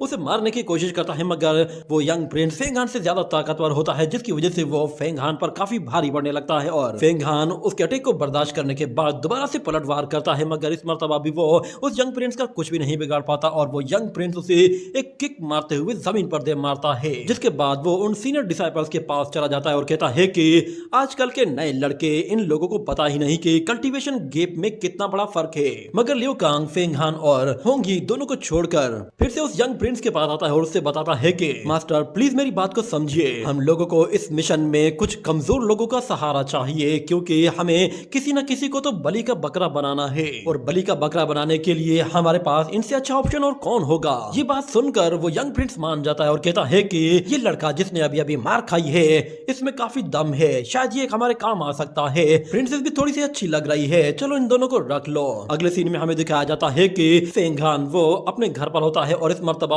होंगी वो उसके घर में आती है तो वो देखती है कि फेंग हान तो बिल्कुल ठीक हो चुका है। वो दोनों ही बाहर घूमने के लिए जाते हैं और होंगी कहती है कि मुझे लगा था कि शायद तुम काफी जख्मी होगे और अपने बिस्तर से हिल भी नहीं पा रहे होगे, मगर तुम तो काफी जल्दी ठीक हो गए। मगर फेंग हान कहता है कि होंगी मुझे तुम्हारी मदद चाहिए, मैं ज्यादा से ज्यादा ताकतवर बनना चाहता हूँ, इसके लिए मैं चाहता हूँ कि तुम मुझे ट्रेन करो। होंगी उसकी बात मान लेती है और उसके साथ ट्रेनिंग करने के लिए तैयार हो जाती है और फौरन से अपनी सोड निकालती है और फेंग हान पर बहुत ही स्पीड के साथ हमला करने के लिए आती है और फेंग हान को पता भी नहीं चलता और उसके माथे पर हल्का सा कट लग जाता है। मगर वो कहता है कि चलो अब दोबारा से आओ। वो होंगी के साथ कई मरतबा अटैक ट्राई करके देख लेता है मगर हर मरतबा होंगी स्पीड के साथ उससे आगे निकल जाती है और फेंग हान को कुछ भी पता नहीं चलता कि उसके साथ क्या हो रहा है। वो होंगी की स्पीड को और स्ट्रेंथ को मैच नहीं कर पा रहा था। मगर हमें दिखाया जाता है कि वो लोग पूरी रात वहां पर प्रैक्टिस करते हैं और होंगी उससे कहती है कि आज के लिए इतना काफी है। वो उसे एक स्पेल देती है और कहती है कि इससे तुम जल्दी रिकवर हो जाओगे। इस तरह वो लोग वहां पर कई दिन तक प्रैक्टिस करते रहते हैं और जिसके बाद हमें दिखाया जाता है कि एक मौका ऐसा आ जाता है कि जहां पर फेंग हान उसके साथ फाइट करते करते अचानक से ब्रेक थ्रू कर लेता है और इनर स्ट्रेंथ के बाद वो सुपर ह्यूमन स्ट्रेंथ अचीव कर लेता है, यानी कि वो डायरेक्टली अब यहाँ पर 8 लेवल में आ गया था।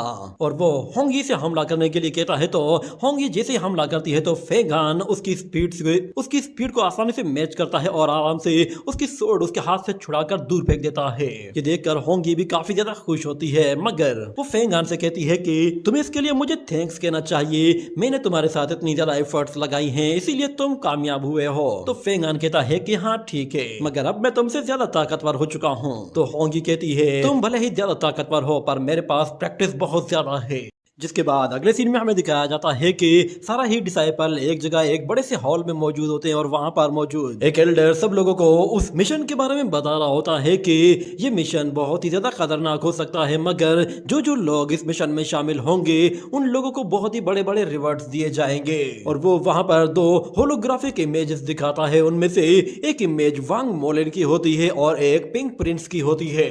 वो मास्टर उन लोगों को बता रहा होता है कि ये दोनों एविल सेक्ट के मेंबर से और ये लोग तुम लोगों को हान हाई डिजर्ट में कहीं ना कहीं जरूर मिलेंगे। हम लोगों का मुकाबला इन लोगों से है, जो भी शख्स इन लोगों को मारेगा उसे इमोर्टल एलेक्सियर दिया जाएगा। इमोर्टल एलेक्सियर एक ऐसा एलेक्सियर है कि जो आप लोगों को अवतार रियलम में ब्रेक थ्रू करने में मदद करेगा। कुल मिलाकर टोटल 6 ही इमोर्टल एलेक्सियर्स बनाए गए थे मगर उनमें से सिर्फ 5 ही बाकी हैं। तो यहाँ पर होंगी कहती है कि फेंग हान क्या तुम्हें पता है कि वो छठा इमोर्टल एलेक्सियर कहाँ है? तो फेंग हान उससे कहता है कि क्या मतलब वो कहाँ है? वो किसी न किसी टैलेंटेड डिसाइपल को ही दिया गया होगा। मगर होंगी कहती है कि नहीं, वो जिन शिडाई को दिया गया है बल्कि उसके फादर ने अपने रिसोर्सेज के दम पर उस इमोर्टल एलेक्सियर को हासिल किया था और अपने बेटे को दे दिया जो कि 1 नंबर का नालायक था। जैसे ही वो मीटिंग खत्म होती है तो फेंग हान होंगी के साथ वहां से जा रहा होता है मगर अचानक उसे वहां पर वही प्रिंस दिखाई देता है। उसे देखकर फेंग हान वहीं रुक जाता है और होंगी देखती है कि ये फिर से उसके साथ लड़ने वाला है तो होंगी उसे मना करती है मगर फेंग हान कहता है टेंशन मत लो, सब कुछ ठीक है। वो दोबारा से प्रिंस के पास जाता है और उससे कहता है कि आपसे मिलकर अच्छा लगा। तो वो प्रिंस यहाँ पर दोबारा से फेंग हान का मजाक उड़ाता है और कहता है कि चलो अच्छा है कि तुम तमीज सीख गए हो, वैसे भी मुझे मार खाने के बाद अच्छे सुधर जाते हैं। मगर फेंग हान कहता है कि मिशन पर जाने से पहले क्यों ना हम लोग अपनी आपस की दुश्मनी को यहीं पे ही खत्म कर दें। ये सुनकर वो प्रिंस समझ जाता है कि फेंग हान उसे लड़ने के लिए चैलेंज कर रहा है, जिस पर वो फेंग हान से कहता है कि पहले तो मैं तुम्हें समझदार समझ रहा था कि तुम मार खाने के बाद सुधर गए होगे मगर लगता है कि तुम 1 नंबर के बेवकूफ हो और तुम्हें अपनी जान भी प्यारी नहीं है। पर अगर तुम मरना ही चाहते हो तो फिर ठीक है, मैं तुम्हारी ये ख्वाहिश पूरी कर देता हूँ। ये कहने के बाद वो जैसे एक दूसरे से फाइट करते हैं तो फेंग हान यहाँ पर आसानी से उसके अटैक को डॉज कर रहा होता है मगर वो यंग प्रिंस उसे इतना जोर से पुश करता है कि फेंग हान दूर मौजूद एक बड़े से पॉट से जा टकराता है और वो यंग प्रिंस उसे मारने के लिए जैसे आगे बढ़ता है तो फेंग हान उसका हाथ पकड़ लेता है, जिसके बाद उन लोगों को पता चल जाता है कि फेंग हान ब्रेक थ्रू करके सुपर ह्यूमन स्ट्रेंथ को अचीव कर चुका है। इस तरह उन लोगों के बीच में ये लड़ाई चल रही होती है और दूसरी तरफ सीनियर जुओ वो फेंग हान को मारने के लिए मौके की तलाश में था। फेंग हान यहाँ पर उस यंग प्रिंस को मारने के लिए उस पर पंचेस की बौछार कर देता है और उसे बहुत ही बुरी तरह मारकर उसे जैसे ही दूसरी तरफ धक्का देता है तो यहाँ पर सीनियर जुओ वो अपनी फ्लाइंग स्वॉर्ड सीधे फेंग हान की तरफ थ्रो करता है, मगर वो स्वॉर्ड फेंग हान से जैसे ही टकराती है तो फेंग हान की बॉडी में लगी ड्रैगन स्क्रिप्चर वो फौरन से उस स्वॉर्ड को अपने अंदर एब्जॉर्ब कर लेती है। ये देखकर सब लोग डर से गए थे और होंगी को लगा कि शायद फेंग हान इंजर्ड हुआ है, मगर उसे कुछ भी नहीं हुआ था। और दूसरी तरफ सीनियर जुओ भी हैरान हो जाता है, उसकी वो स्वॉर्ड वापस बुलाने पर भी वापस नहीं आ रही थी, जिस पर वो काफी ज्यादा परेशान होता है और फेंग हान के पास जाता है और कहता है कि ब्रदर फेंग हान, मुझसे गलती से वो स्वॉर्ड आउट ऑफ कंट्रोल हो गई थी, क्या तुम मुझे वो वापस कर सकते हो? तो फेंग हान कहता है कि तुम पहले तो मुझे मारने की कोशिश कर रहे थे, अब तुम अपनी स्वॉर्ड वापस मांग रहे हो। इतने में हमें वहां पर एक और लड़की को दिखाया जाता है जो कि सीनियर जुओ की सीनियर सिस्टर होती है और वो फेंग हान से कहती है कि मेरे भाई ने गलती की है, उसकी तरफ से मैं तुम लोगों से माफी मांगती हूँ, प्लीज इसकी स्वॉर्ड इसे वापस कर दो क्योंकि हम लोग एक मिशन पर जाने वाले हैं और वहां पर उसे उसकी स्वॉर्ड की सबसे ज्यादा जरूरत होगी। मगर फेंग हान कहता है कि मैं पहले फेंग किंगशी से मालूम करूंगा, अगर वो मुझे स्वॉर्ड वापस करने को कहती है तो मैं स्वॉर्ड वापस करूंगा। फेंग किंगशी का नाम सुनकर वो लोग बिल्कुल बेबस हो जाते हैं और वहां से चले जाते हैं, मगर जाते जाते वो लड़का फिर से अपनी सिस्टर से कहता है कि आप उसे कैसे जाने दे सकती हैं? मगर वो लड़की बताती है कि क्या तुम्हें पता नहीं कि फेंग किंगशी कौन है? उसने 8 लोगों को ऐसे ही मार दिया था। मगर फिर दूसरी तरफ हमें दिखाया जाता है कि फेंग हान वो जेडियन पीक जाने के लिए रवाना होने वाला था और यहाँ पर होंगी उसे फेयरवेल करने के लिए आती है और उसे छोड़कर वहां से जा रही थी, मगर यहाँ पर लिu कांग भी आ जाता है, मगर वो लोग लिu कांग को कुछ ज्यादा घास नहीं डालते और फेंग हान वहां से चला जाता है और होंगी वो लिu कांग को इग्नोर करके वहां से चली जाती है, जिस पर लिu कांग कहता है कि जरूर दाल में कुछ काला है। फेंग हान कुछ दिन पहले इनर स्ट्रेंथ लेवल में था और ये अब कुछ दिन के बाद सुपर ह्यूमन स्ट्रेंथ को अचीव कर गया है, ये कैसे हो सकता है? मगर हम देखते हैं कि फेंग हान जब वो उस क्रेन फेरी के साथ उड़ते हुए जा रहा था तो वो क्रेन उससे कह रही होती है कि जब से तुम एक डिसाइपल बने हो उसके बाद से तुम मुझसे मिलने भी नहीं आते। तो फेंग हान उसे सॉरी कहता है और फिर वो क्रेन फेंग हान को कहती है कि तुमने भले ही सुपर ह्यूमन स्ट्रेंथ अचीव कर ली है मगर उसके बावजूद भी तुम्हारे पास मेंटल स्ट्रेंथ नहीं है। तो फेंग हान कहता है क्या मतलब है तुम्हारा, क्या तुम मुझे इसके बारे में बता सकती हो?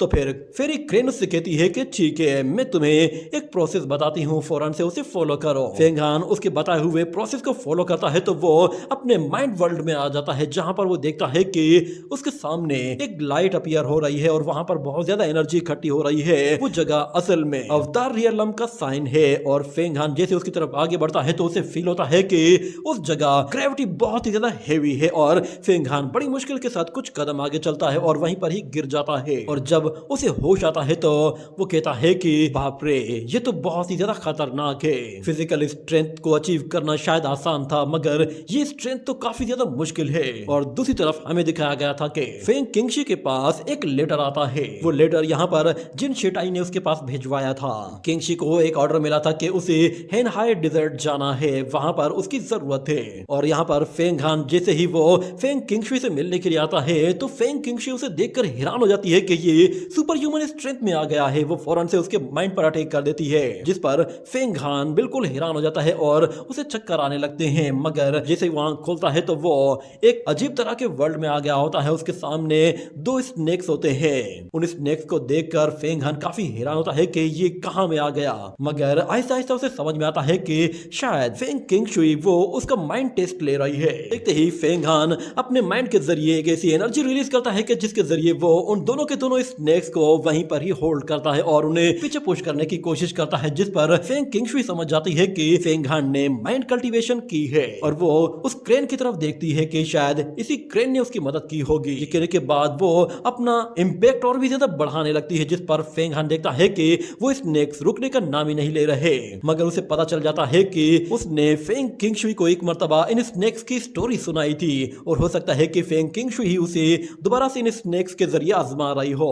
इतना कहने के बाद वो कहता है कि इन दोनों स्नेक्स में से एक रियल है और एक फेक है, क्योंकि ड्रैगन हॉर्न स्नेक वो साइज में इतना बड़ा नहीं होता। ये कहने के बाद वो ब्लैक स्नेक को ऐसे ही छोड़ देता है और ग्रीन स्नेक को फौरन से पकड़ लेता है, जिसके बाद वो फेंग किंगशुई के उस इल्यूजन से बाहर निकल आता है। जिसके बाद फेंग किंगशुई कहती है कि तुमने किस तरह सुपर ह्यूमन स्ट्रेंथ अचीव कर ली, मैं इसके बारे में नहीं पूछना चाहती, क्योंकि हर एक का कोई ना कोई सीक्रेट होता है और तुम अपना सीक्रेट सबसे छुपाना चाहो तो तुम सबसे छुपा सकते हो। ये कहने के बाद वो वहां से जाने लगती है और फेंग हान से कहती है कि तुम जिस मिशन पर जा रहे हो उसके बारे में सोच लो, क्योंकि वहाँ काफी ज्यादा खतरा है, तुम्हें अपनी लाइफ को ऐसे वेस्ट नहीं करना चाहिए। ये कहकर वो वहां से चली जाती है। तो अगले सीन में हमें दिखाया जाता है कि युहाउसेक के सारे डिसाइपल्स वो हेनहाई डिजर्ट की तरफ निकल पड़ते हैं, क्योंकि उन लोगों को अब वहां पर एक बहुत बड़ी बैटल लड़नी थी और सब लोग वहां पर अपनी अपनी फ्लाइंग क्रेन्स के साथ जा रहे थे। यहाँ पर फेंग हान भी होता है और होंगी भी होती है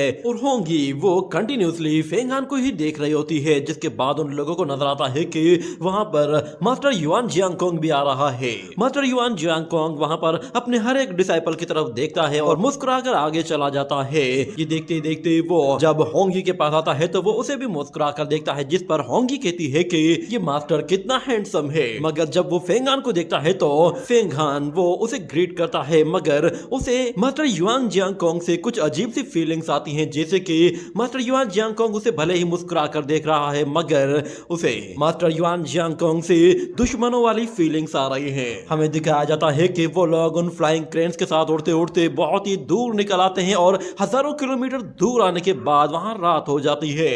और जब वो लोग हेनहाई डिजर्ट पहुंचने वाले होते हैं तो इससे पहले कि वो लोग मैदान जंग में पहुंचते वो लोग फौरन से हेनहाई डिजर्ट के पास के इलाके में एक जगह आराम करने के लिए नीचे उतर आते हैं और सब लोगों को बता दिया जाता है कि आज रात हम लोग यहाँ पर रेस्ट करेंगे, उसके बाद ही हम लोग हेनहाई डिजर्ट के अंदर घुसकर दुश्मनों पर हमला करेंगे, इसीलिए आज रात अच्छी तरह से आराम कर लो। वो लोग वहां पर बैठकर आराम कर रहे होते हैं और फेंग हान होंगी के साथ कोई चीज पका रहा होता है, मगर दूसरी तरफ मास्टर युआन जियांगकोंग अपने कुछ साथियों के साथ कोई प्लानिंग कर रहा था। अचानक यहाँ पर लिu कांग उन लोगों के सामने आकर लेट जाता है, जिस पर होंगी वो उसे कोई रिस्पॉन्स नहीं देती, मगर लिu कांग वो एक बुक खोलकर उसे पढ़ना शुरू कर देता है। ये देखते ही फेंग हान फौरन से अपनी कल्टीवेशन में लग जाता है और वो फिर से अपने उसी माइंड वर्ल्ड के अंदर देखता है कि वो अवतार रियलम गेट उससे काफी दूर है और उसे वहां तक पहुंचने में बहुत ज्यादा मेहनत करनी होगी। उससे पहले उसे 9th लेवल को अचीव करना होगा, जिसके बाद ही वो 10th लेवल में उस गेट के अंदर घुस पाएगा। मगर अचानक वो अपनी कल्टीवेशन रोक देता है और देखता है कि वहां पर मास्टर युआन जियांगकोंग अपने कुछ जूनियर डिसाइपल्स के साथ उसके पास आकर खड़ा हो गया है। ये देखकर वो काफी सरप्राइज होता है, मगर मास्टर युआन जियांगकोंग कहता है कि तुमने मेरे जूनियर डिसाइपल की लिन फेंग फ्लाइंग सोर्ड ली है, प्लीज इसे वापस कर दो। ये सुनकर फेंग हान थोड़ा सा डर जाता है कि वो सोर्ड अब मैं इसे कैसे वापस करूं, और ऊपर से मास्टर युआन जियांगकोंग भी आ गया है। फेंग हान के पास उसे लौटाने के लिए उसकी सोर्ड होती ही नहीं है, क्योंकि वो सोर्ड उसके ड्रैगन स्क्रिप्चर के अंदर चली गई थी, मगर फेंग हान ने उसे अपने कंट्रोल में कर लिया था और अब वो उस सोर्ड को उस सीनियर डिसाइपल को वापस कर ही नहीं सकता। अचानक से होंगी नीचे लेटे हुए उस लिu कांग को लाते मारती है, मगर वो बिल्कुल भी होश में नहीं आता और ऐसा दिखावा करता है कि जैसे वो सो रहा है। मगर कुछ देर के बाद अचानक उन्हें कोई आवाज सुनाई देती है, जिस पर लिu कांग फौरन उठ जाता है और सब लोग देखते हैं कि वहां पर दुश्मनों ने उन पर हमला कर दिया है। जब वो लोग एक ऊंची जगह पर आकर देखते हैं तो वो लोग कोई और नहीं बल्कि वो बैंडिट्स होते हैं और हजारों की तादाद में उन लोगों की तरफ आ रहे थे। जिसके बाद वहां मौजूद जितने भी बैंडिट्स होते हैं वो सारे के सारे अपने एरोस बाहर निकालते हैं और उन एरोस को जैसे ही वो थ्रो करते हैं तो यहाँ पर मास्टर युआन जियांगकोंग अपनी सोर्ड निकालता है और उसे मल्टीप्लाई कर देता है। जिसके बाद वो अपनी एक सोर्ड शील्ड बना लेता है, जिसके जरिए वो उन सारे एरोस को रोकने की कोशिश करता है, मगर मास्टर युआन जियांगकोंग का वो बैरियर ज्यादा बड़ा नहीं होता तो वो एरोस उसे क्रॉस कर रहे होते हैं। जिसके बाद दूसरी तरफ मौजूद जितने भी डिसाइपल्स होते हैं वो उन एरोस से अपने आप को बचाने की कोशिश करते हैं और फेंग हान भी उन लोगों के साथ ही अपने आप को उन एरोस से बचाने के लिए अपनी सोड का इस्तेमाल कर रहा था। यहाँ पर होंगी वो बहुत ही अच्छी तरह से अपने आप को बचा रही थी और दूसरी तरफ वो यंग प्रिंस बाओ वो भी अपने आप को बचाने के लिए अपने उस फेन का इस्तेमाल कर रहा था, मगर अचानक एक एरो उसके शोल्डर पर आकर लगता है जिससे वो जख्मी हो जाता है, मगर लियू कांग उसकी मदद करता है और फिर हमें दिखाया जाता है कि वहां से कंटिन्यूसली फिर से एरोस की बौछार होती है और इसी तरह वो सारे के सारे डिसाइपल्स दोबारा से अपने आप को उन एरोस से बचाने के लिए अपनी सोर्ड्स का इस्तेमाल करते हैं। मगर दूसरी तरफ से एरोस आए जा रहे होते हैं और इतने ज्यादा एरोस होते हैं कि उन लोगों को उन एरोस से निपटने में बहुत ज्यादा दिक्कत का सामना करना पड़ रहा था। मगर जैसे जैसे वो एरोस खत्म होने लगते हैं तो मास्टर युआन जियांगकोंग वो फौरन से अपना वो बैरियर हटा देता है और दूसरी तरफ वो बैंडिट फौरन से अपनी सोर्ड्स बाहर निकालते हैं और उन लोगों के जैसे करीब पहुंचते हैं तो यहाँ पर सिस्टर मोल फौरन से अर्थ डीमंस को समन करती है तो जमीन के अंदर से अर्थ डीमन बाहर निकल आते हैं और वो काफी ज्यादा खतरनाक और खूंखार होते हैं। तो वो वहां मौजूद बैंडिट्स की जमकर पिटाई करना शुरू कर देते हैं और इतने ज्यादा ताकतवर होने के बावजूद और इतने खूंखार होने के साथ वो लोग बैंडिट्स को बहुत ही बुरी तरह मार रहे होते हैं। वहां पर सिर्फ कुछ ही अर्थ डीमंस थे और वो बैंडिट्स के पूरे लश्कर को ही पूरी तरह से तितर बितर कर देते हैं। ये देखकर फेंग हान भी हैरान हो जाता है कि ये तो अर्थ डीमन से लगता है कि सिस्टर मोल ने युहाओ माउंटेन के अर्थ डीमंस को यहाँ पर समन कर लिया है। मास्टर युआन जियांगकोंग फौरन से अपनी सोर्ड लेकर आगे बढ़ता है और उन लोगों को मारने की कोशिश करता है तो बाकी सारे लोग भी अपनी अपनी सोर्ड्स निकाल लेते हैं और उन बैंडिट्स पर टूट पड़ते हैं। यहाँ पर फेंग हान जाते साथ ही अपनी सोर्ड के साथ उन डीमंस को मारना शुरू कर देता है, जिसके बाद होंगी भी उसकी मदद करने को पहुंच जाती है और फेंग हान अपनी सोर्ड को अभी से कंट्रोल नहीं कर पा रहा था, जिस पर होंगी उससे कहती है कि तुम अपनी सोर्ड को कंट्रोल करो, ना कि उस सोर्ड को तुम्हें कंट्रोल करना चाहिए। तो फेंग हान उसकी बात मानता है और दोबारा से फाइट करता है और इस मर्तबा वो पहले से ज्यादा बेहतर तरीके से फाइट करता है और एक एक बंदे को चुन चुन कर मार रहा होता है। दूसरी तरफ सिस्टर मोल भी काफी फास्ट होती है और बाकी लोग भी उन बैंडिट्स का मुकाबला कर रहे होते हैं। इसी तरह वो लोग उन बैंडिट्स को चुन चुन कर मार रहे थे। यहाँ पर हमें दिखाया जाता है कि फेंग हान और होंगी वो दोनों ही एक दूसरे के क्लोज होते हैं और काफी अच्छी तरह से फाइट कर रहे थे, यहाँ तक कि वो एक दूसरे को सपोर्ट भी कर रहे थे। और एक मौके पर फेंग हान थोड़ा सा डिस्ट्रैक्ट हो जाता है और पीछे से कोई इस पर हमला करने वाला था, मगर होंगी वो मौके पर आकर उसे बचा लेती है। दूसरी तरफ हमें उस यंग प्रिंस बाओ को दिखाया जाता है। वो जब फाइट कर रहा था तो उसका एक शोल्डर जख्मी होता है, जिसकी वजह से वो एक बैंडिट के आगे कमजोर पड़ जाता है और वो बैंडिट उसे मारने की कोशिश कर रहा था, जिसकी वजह से वो उससे लड़ नहीं पा रहा था क्योंकि उसके पास एक छोटा सा फैन था और वो उस फैन के साथ सोर्ड का मुकाबला नहीं कर पा रहा था। मगर अचानक वो भी फिर एक सोर्ड उठाता है और अपनी सोर्ड के साथ उस बैंडिट को मारने की कोशिश करता है, मगर उसके सोर्ड स्किल्स इतने अच्छे नहीं होते, जिसकी वजह से वो बैंडिट फिर से उस पर हावी पड़ जाता है। ये देखकर यंग प्रिंस बाओ बिल्कुल डर सच जाता है और उससे रहम की भीख मांगता है। प्रिंस बाओ यहाँ पर उसके आगे गिड़गिड़ाते हुए उससे रहम की भीख मांग रहा था, मगर वो बंदा उसे मारने के लिए जैसे उसकी तरफ आगे बढ़ता है तो प्रिंस बाओ उसकी तरफ रेत थ्रो करता है और दूसरी तरफ सिस्टर मोल भी ये सब कुछ देख रही होती है कि यहाँ पर वो प्रिंस बाओ किस तरह गिड़गिड़ा रहा है। वो कंटिन्यूसली रेत थ्रो किए जा रहा था, मगर अचानक सिस्टर मोल आकर अपनी सोड उसके अंदर घुसा देती है, जिस पर वो बैंडिट वहीं खत्म हो जाता है और सिस्टर मोल कहती है कि ये बस नाम का प्रिंस है। दूसरी तरफ हम देखते हैं कि फेंग हान वो काफी स्पीड के साथ फाइट कर रहा होता है और अपने सामने आने वाले हर एक बंदे को मार रहा होता है। अचानक से मास्टर युआन जियांगकोंग वो अपनी फ्लाइंग सोर्ड वो फौरन से फेंग हान की तरफ मूव करता है तो फेंग हान उससे बच जाता है, मगर वहां पे मौजूद एक बैंडिट उससे मारा जाता है। ये देखकर फेंग हान थोड़ा सा डर गया था कि कहीं मास्टर युआन जियांगकोंग वो उसे मारने की कोशिश तो नहीं कर रहे।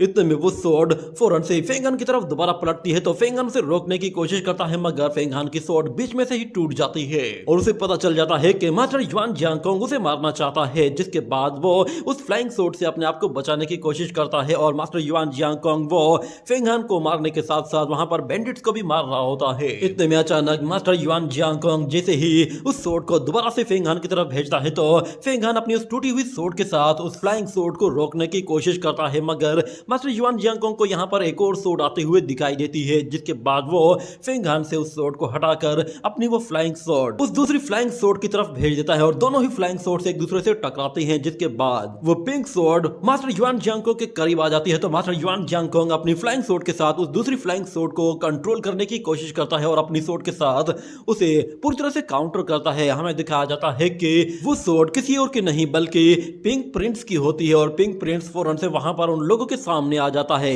और उन लोगों से कहता है कि मुझे पता चला है कि मुझे मारने के लिए तुम्हारे यू हाउस सेक्ट ने तुम लोगों को इमोर्टल एलेक्सियर की लालच दी है।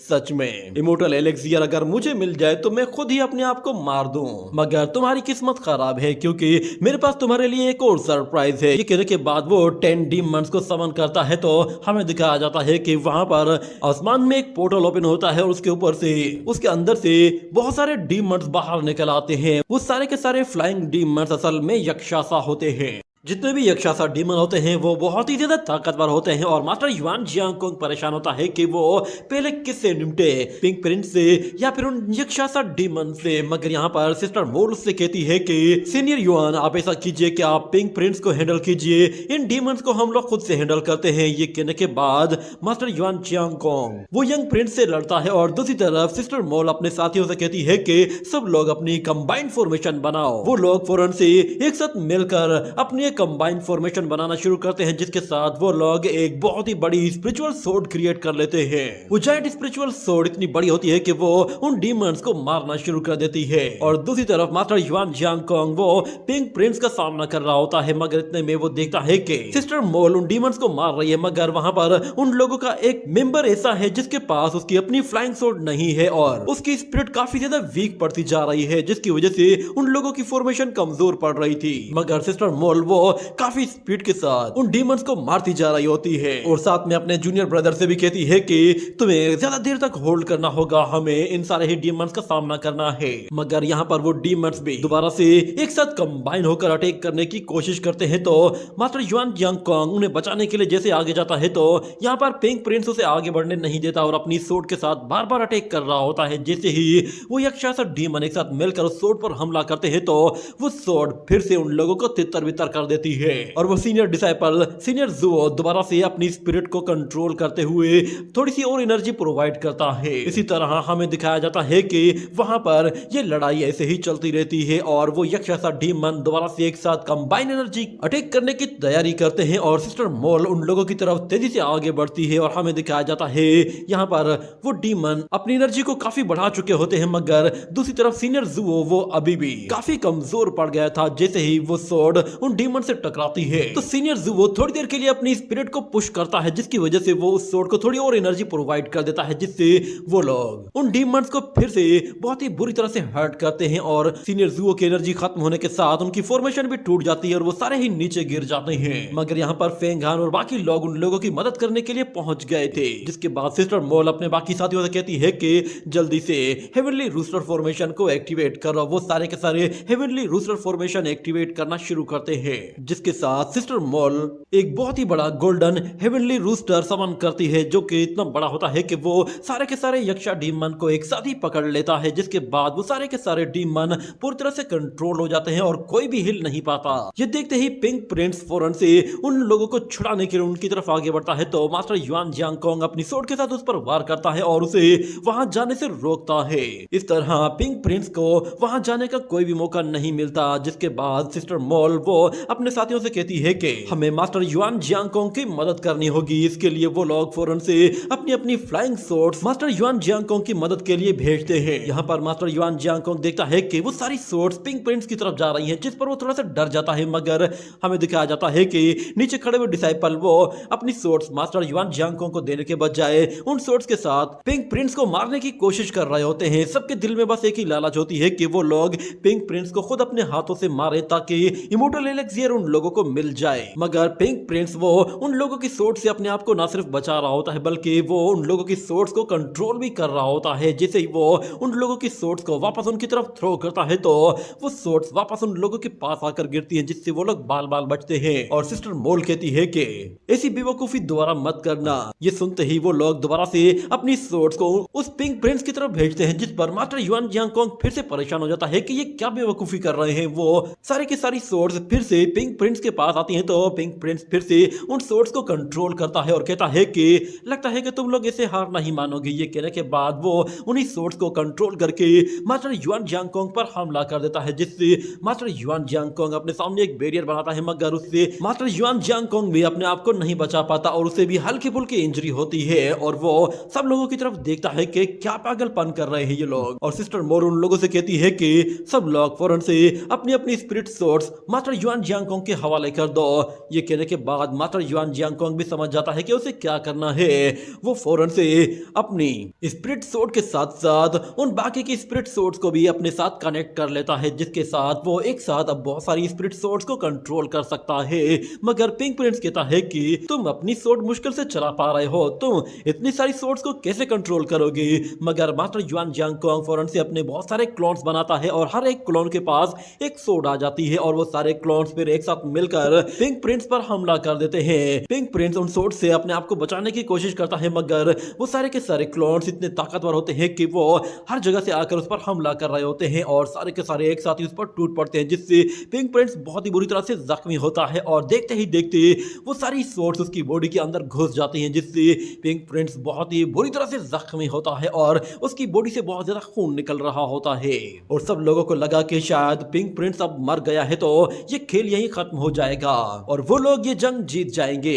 मगर हमें दिखाया जाता है पिंक प्रिंस के अंदर अभी भी जान होती है और मास्टर युआन जियांगकोंग ये देख लेता है और सब लोग दोबारा से लड़ने के लिए तैयार हो जाते हैं। मगर पिंक प्रिंस हंसते हुए कहता है कि तुम लोगों को क्या लगा कि तुम लोग मुझे इतनी आसानी से मार दोगे? मुझे मारना इतना आसान नहीं है, मैंने तो तुम लोगों को अभी अपनी ट्रू पावर शो ही नहीं की। ये कहने के बाद वो अपनी रेड इमोर्टल सेक की रियल पावर शो करता है तो वो फौरन से वहां पर एक बहुत बड़ी फॉर्मेशन के साथ इतनी पावरफुल सक्शन एनर्जी क्रिएट करता है कि वो सारे के सारे लोग उसकी तरफ खींचे चले जा रहे थे, मगर सब लोग अपने आप को कंट्रोल कर लेते हैं और हमें दिखाया जाता है कि वो पिंक प्रिंस वहां मौजूद जितनी भी डेड बॉडीज होती हैं उनकी सोल्स को एक जगह इकट्ठा कर रहा होता है। ये देखकर सिस्टर मोल भी समझ जाती है कि ये सोल मैनिपुलेशन टेक्निक यूज कर रहा है। मास्टर युआन जियांगकोंग सब लोगों से कहता है कि जितना जल्दी हो सके यहाँ से भाग जाओ। वो सारे लोग वहां से भागने की कोशिश करते हैं, मगर पिंक प्रिंस वो बहुत सारी सोल्स को इकट्ठा कर चुका होता है और कहता है कि तुम लोग कहीं नहीं जा रहे। ये कहने के साथ वो एक बहुत ही जोरदार ब्लास्ट करता है, जिसकी वजह से सब लोग बहुत ही बुरी तरह से जख्मी होते हैं और वहां से दूर जा गिरते हैं। और हमें दिखाया जाता है कि जैसे ही फेंग हान को होश आता है तो उसे होंगी के चिल्लाने की आवाजें आ रही होती हैं। होंगी पर बहुत सारे सोल्स हमला कर रही होती हैं, जो कि उसकी वाइटल एनर्जी को कंज्यूम कर रही थी और उसे बहुत ज्यादा तकलीफ पहुंचा रही थी। इसी तरह वो देखता है कि वहां पर चारों तरफ से उन सोल्स का अटैक हो रहा है और वो बहुत सारी सोल्स होती है, जिसकी वजह से वहां मौजूद पूरे के पूरे ग्राउंड पर अपना कंट्रोल कर लेती है। यहाँ पे सिर्फ और सिर्फ मास्टर युआन जियांगकोंग और सिस्टर मोल ही थे जो कि अपने आप को बचा पा रहे थे और बाकी लोग वो उन सोल्स को टच भी नहीं कर पा रहे थे। वो जैसे उन पे हमला करते हैं तो वो सोल्स उनकी बॉडी के आर पार निकल जाती हैं, जिसकी वजह से उन लोगों की अपनी सोल बुरी तरह से हर्ट होती है और उनकी एनर्जी भी बुरी तरह से कंज्यूम हो जाती है। मगर फेंग हान को फील होता है कि उसकी बॉडी में मौजूद जितना भी सोल पॉइजन इन हुआ था वो सारा का सारा हील हो गया है। उसे पता चल जाता है कि उसकी बॉडी में मौजूद गोल्डन एलेक्सियर वो इस पॉइजन को डिटॉक्सिफाई कर सकता है। वो फौरन से होंगी के करीब जाने की कोशिश करता है ताकि वो उसे भी अपने ब्लड के जरिए दोबारा होश में ला सके और उसके पॉइजन को भी डिटॉक्सिफाई कर दे। दूसरी तरफ हम मास्टर युआन जियांगकोंग को देखते हैं, वो अपनी बॉडी आर्मर की वजह से अभी तक बिल्कुल सेफ था, मगर पिंक प्रिंस क्योंकि वो जख्मी हो चुका था तो वो उसके साथ फाइट नहीं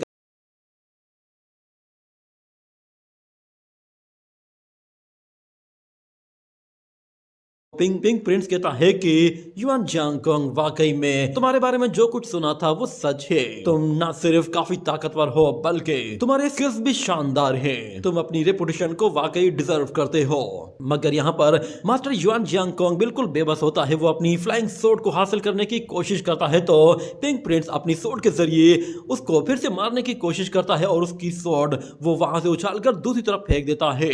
यहाँ पर उसके पास कोई और ऑप्शन नहीं होता। वो समझ गया था कि वो जितनी देर यहाँ पर रुकेगा वो सोर्स उस पर बार बार हमला करती रहेंगी और वो अपनी सिल्वर स्नेक सोर्ड के बगैर किसी को मार भी नहीं सकता।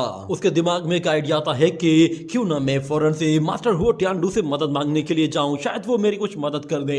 इतना कहने के बाद वो उन सब लोगों को छोड़कर वहां से निकल जाता है, जिस पर सिस्टर मोल भी हैरान हो जाती है और पिंक प्रिंस कहता है कि अरे ये क्या, ये तो मैदान छोड़कर भाग गया। ये कहने के बाद पिंक प्रिंस फिर सिस्टर मोल की तरफ आगे बढ़ता है और दूसरी तरफ फेंग हान वो अपना वो ब्लड होंगी की बॉडी में ट्रांसफर करता है। यहाँ पर पिंक प्रिंस वो सिस्टर मोल से कहता है तुम काफी खूबसूरत हो, क्यों ना मैं इस लड़ाई के बाद तुम्हारी बॉडी का कुछ मजा लूं। ये सुनकर सिस्टर मोल गुस्से में उसके मुंह पर थूकती है तो वो पिंक प्रिंस उसे पकड़ लेता है, जिसके बाद उसे पता चलता है कि ये लड़की तो अपने मुंह से आग उगल सकती है। मगर इतने में सिस्टर मोल वो उस फायर एनर्जी को एकदम से ब्लास्ट कर देती है, जिसकी वजह से पिंक प्रिंस वहां से दूर जा गिरता है और सिस्टर मोल अपने उस गोल्डन वेब की तरफ आगे बढ़ती है तो वो सोल्स उस पर दोबारा से हमला कर देती है, जिसकी वजह से वो उस वेब की तरफ आगे नहीं बढ़ पाती। और इतने में पिंक प्रिंस भी दोबारा से खड़ा हो जाता है, उसके मुंह पर काफी ज्यादा इंजरीज हुई थी, जिसकी वजह से वो काफी गुस्से में आ जाता है और कहता है कि पहले तो मैं तुम्हें जिंदा छोड़ने वाला था पर अब मैं तुम्हें जिंदा नहीं छोड़ूंगा। ये कहते ही वो उसे गले से पकड़कर ऊपर उठा लेता है और उसकी सारी स्पिरिट को एब्जॉर्ब करना शुरू कर देता है। ये देखते ही फेंग हान कहता है मेरे पास यही मौका है, इसके बाद मुझे दोबारा मौका नहीं मिलेगा। ये कहते ही वो फौरन से अपनी फ्लाइंग सोर्ड के साथ पिंक प्रिंस पर हमला करने के लिए जाता है, मगर उसकी सोर्ड पिंक प्रिंस के आर्मर से टकराते ही वापस से पीछे हट जाती है, जिससे फेंग हान भी पीछे चला जाता है। ये देखकर पिंक प्रिंस सिस्टर मोल को नीचे फेंक देता है तो सिस्टर मोल में कोई भी जान बाकी नहीं होती और पिंक प्रिंस कहता है तुम अभी भी जिंदा हो, मगर कैसे? जरूर तुम्हारी बॉडी में कोई ना कोई ऐसा तिलिस्मान है जो कि तुम्हें इन सोल अटैक से बचा रहा है। ये कहने के बाद वो अपनी उस रेड डिजायर सोर्ड के साथ फेंग हान पर एक साथ बहुत सारे हमले करता है, मगर फेंग हान भी अपनी फ्लाइंग सोर्ड के साथ उसके अटैक को रोक रहा होता है। फेंग हान क्योंकि अभी लो लेवल का कल्टीवेटर है और ऊपर से वो एक स्पिरिट सोर्ड को यूज कर रहा था, जिसकी वजह से उसकी एनर्जी बहुत ही तेजी से कंज्यूम होना शुरू हो गई थी। और दूसरी तरफ हमें होंगी को दिखाया जाता है, उसे होश आ जाता है और वो देखती है कि फेंग हान वो पिंक प्रिंस का मुकाबला कर रहा है। वो आहिस्ता आहिस्ता उठने की कोशिश करती है और यहाँ पर फेंग हान वो उस पिंक प्रिंस का मुकाबला नहीं कर पा रहा था, उसकी एनर्जी काफी तेजी से कंज्यूम हो रही थी और वो स्पिरिट सोर्ड को कंट्रोल करने के मामले में काफी वीक था। और इससे पहले कि वो पिंक प्रिंस उसे मार पाता, अचानक से होंगी पीछे से आकर अपनी सोर्ड से पिंक प्रिंस पर जैसे ही हमला करती है तो पिंक प्रिंस का वो बैरियर उसे बचा लेता है, मगर होंगी की सोर्ड हल्की सी उसे टच कर गई थी। मगर पिंक प्रिंस दोबारा से होंगी की तरफ आगे बढ़ता है तो होंगी डर जाती है और कहती है कि मेरी तरफ मत आओ, मुझसे दूर रहो। मगर वो पिंक प्रिंस कहता है कमाल है, यहाँ तो एक और खूबसूरत लड़की है। मगर फेंग हान वो उस पिंक प्रिंस की सोर्ड को होल्ड किए हुए होता है और अचानक से उसकी ड्रैगन स्क्रिप्चर एक्टिवेट हो जाती है तो वो फौरन से उस ड्रैगन स्क्रिप्चर के साथ उस सोर्ड को एब्जॉर्ब कर लेता है, जिस पर पिंक प्रिंस पीछे पलटता है तो उसे नजर आता है कि उसकी सोर्ड गायब हो चुकी है, जिस पर वो फेंग हान से कहता है इसका मतलब ये है कि तुम्हारे पास वही कीमती ट्रेजर है। ये कहने की देर थी कि फेंग हान अचानक से वांग मोलेन का एब्जॉर्ब किया हुआ वो इविल गार्ड फ्यूम फौरन से उसकी तरफ थ्रो कर देता है। ये देखते ही पिंक प्रिंस बहुत ज्यादा डर गया था, मगर वो फ्यूम पलटकर वापस फेंग हान की तरफ आ रहा था। ये देखते ही फेंग हान अपना ब्लड उसकी तरफ थ्रो कर देता है, जिससे वो इविल गार्ड फेंग हान के कंट्रोल में आ जाता है और फेंग हान उस इविल फ्यूम के जरिए पिंक प्रिंस को उस इविल गार्ड के जरिए फौरन से खत्म कर देता है। ये देखकर होंगी बिल्कुल हैरान रह गई थी और वो इविल गार्ड दोबारा से फेंग हान की बॉडी के अंदर एब्जॉर्ब हो जाता है, जिसके बाद हमें दिखाया जाता है कि मास्टर युआन जियांगकोंग वो मदद के लिए जैसे ही जा रहा था तो उसे वहां पर मास्टर हुओ टियानडू मिल जाता है, जिसके बाद वो फौरन से मास्टर हुओ टियानडू के पास चला जाता है और उसे सारी सिचुएशन के बारे में बता देता है कि वहां पर पिंक प्रिंस ने सब लोगों को मार दिया है और उसने मेरी सिल्वर स्नेक सोर्ड भी छीन ली है। ये सुनते ही मास्टर हुओ टियानडू फौरन से उसके साथ बैटल फील्ड की तरफ निकल जाता है और यहाँ पर होंगी वो फेंग हान से कहती है तुमने पिंक प्रिंस को मार दिया और तुमने मेरी जान बचा ली। वो उसके आगे झुक जाती है और उसे उसका शुक्रिया अदा कहती है और उसका शुक्रिया अदा करती है, जिस पर फेंग हान कहता है तुमने ही तो मेरी हेल्प की है, वरना मैं अकेले इसे कैसे मार पाता। चलो हमें बाकी लोगों की मदद करनी होगी। मगर होंगी उसे मना करती है कि किसी को भी होश में लाने की जरूरत नहीं, अगर तुमने इन लोगों को ठीक कर दिया तो ये लोग तुम्हारे ऊपर सवाल उठाएंगे कि तुम इन्हें कैसे ठीक कर पा रहे हो, आखिर तुम्हारी बॉडी का सीक्रेट क्या है। तो फिर तुम उन्हें क्या जवाब दोगे? तो ये कि इन लोगों को इनके हाल पर छोड़ दो, ये लोग अभी भी जिंदा हैं, सिर्फ और सिर्फ सिर्फ सिस्टर मोलिन में से मर चुकी है। बाकी लोग अपने आप ही कुछ देर के बाद होश में आ जाएंगे और मास्टर हु टियांडू वो भी यहाँ से चला गया है, तो वो किसी न किसी को हेल्प के लिए लेकर आएगा। इतने में वो लोग देखते हैं कि वहाँ पे मौजूद हेवनली रूस्टर के साथ बंधे हुए जितने भी यक्षा डीमन होते हैं वो दोबारा से होश में आ जाते हैं और फेंग हान ये देखते ही फौरन से उस हेवनली रूस्टर को जाकर पकड़ लेता है, जिसके बाद ड्रैगन स्क्रिप्चर फौरन से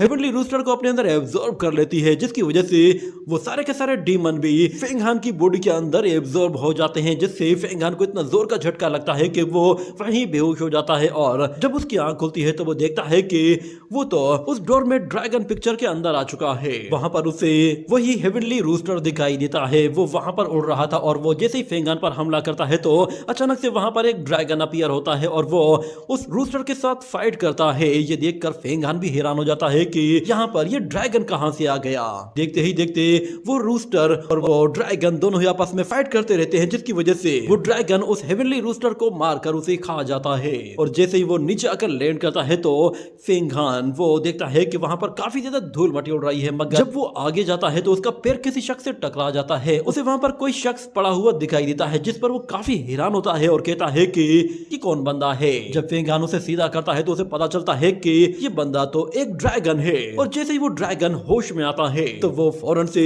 फेंग हान पर अपनी आइस के साथ एक ऐसा अटैक करता है, जिसके जरिए वो फेंग हान की सारी मेमोरीज को देख लेता है। और जब फेंग हान वो बिल्कुल ठीक हो जाता है तो वो उस ड्रैगन से कहता है कि तुम कौन हो। तो वो ड्रैगन उसे बताता है कि मैं इस ड्रैगन स्क्रिप्चर की स्पिरिट हूँ, मैं इतना ज्यादा वीक हो चुका था कि मैं अपने ट्रू फॉर्म में नहीं आ पा रहा था, मगर जैसे ही तुमने उस हेवनली रूस्टर को एब्जॉर्ब किया तो मेरे अंदर इतनी वाइटल एनर्जी आ गई कि मैं अपने आप को ट्रांसफॉर्म कर पाया हूँ। तुम अगर चाहते हो कि मैं तुम्हारी मदद करूँ तो तुम्हें मेरे इस ट्रू फॉर्म को फुल स्ट्रेंथ पर लाने के लिए और भी ज्यादा ट्रेजर्स को एब्जॉर्ब करना होगा।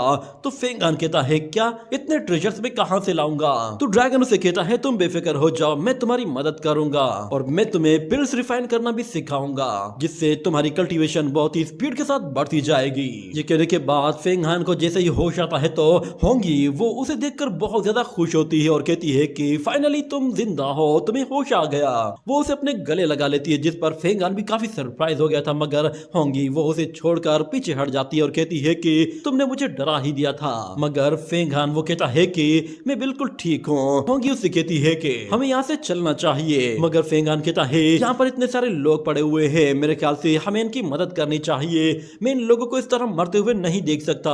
मगर होंगी कहती है कि नहीं, तुम इनकी मदद करोगे तो फिर तुम इन्हें क्या जवाब दोगे कि तुमने पिंक प्रिंस को किस तरह मारा है। ये लोग तुमसे बार बार उल्टे सीधे सवाल करेंगे जिन्हें तुम एक्सप्लेन भी नहीं कर पाओगे। मगर फेंग हान कहता है कम से कम मैं लियू कांग को तो ठीक कर सकता हूँ, वो तो हमारा दोस्त है। ये कहने के बाद वो लियू कांग की बॉडी में अपना ब्लड ट्रांसफर करता है तो लियू कांग होश में आ जाता है और वो खड़ा होते ही फेंग हान से पूछने लगता है तुमने मुझे कैसे ठीक कर दिया। हमारा ब्लड वो इतना पावरफुल है कि वो हमारी बॉडी में इस सोल पॉइजन को डिटॉक्सिफाई कर सकता है। जिसके बाद वो वहां पे सब लोगों को देखता है कि सब लोग नीचे पड़े हुए हैं और उसे उन लोगों की फ्लाइंग सोर्स भी नजर आ रही थी, तो वो फौरन से उन लोगों की सोर्स लेना शुरू कर देता है, जिस पर फेंग हान और होंगी उन्हें मना करते हैं। मगर वो कहता है कि तुम लोग नहीं जानते, मास्टर युआन जियांगकोंग ने मुझे तुम्हारी जासूसी करने के लिए भेजा था, पर शुक्र करो कि मैंने अभी तक उसे कुछ भी नहीं बताया है। पर मेरे पास अभी एक बहुत ही अच्छा मौका है, मेरे पास इतनी हाई क्वालिटी की स्पिरिट सोर्स मौजूद है, मैं ये सारी की सारी अपने पास रखूंगा। ये कहने के बाद वो master Yuan Jiangkong silver snake sword भी उठा लेता है और कहता है कि इससे अच्छी सोर्ड तो और कोई हो भी नहीं सकती। मगर जैसे ही वो फेंग हान की तरफ पलटता है और कहता है तुम्हारे पास भी एक ट्रेजर है जिससे तुम किसी भी चीज को एब्जॉर्ब कर लेते हो। वो फेंग हान की तरफ पलटता इससे पहले ही होंगी उसके पीछे एक सोर्ड घुसाकर उसे खत्म कर देती है और फेंग हान को कहती है कि ये लड़का धोखेबाज है, ये आगे चलकर हमें धोखा देने वाला था।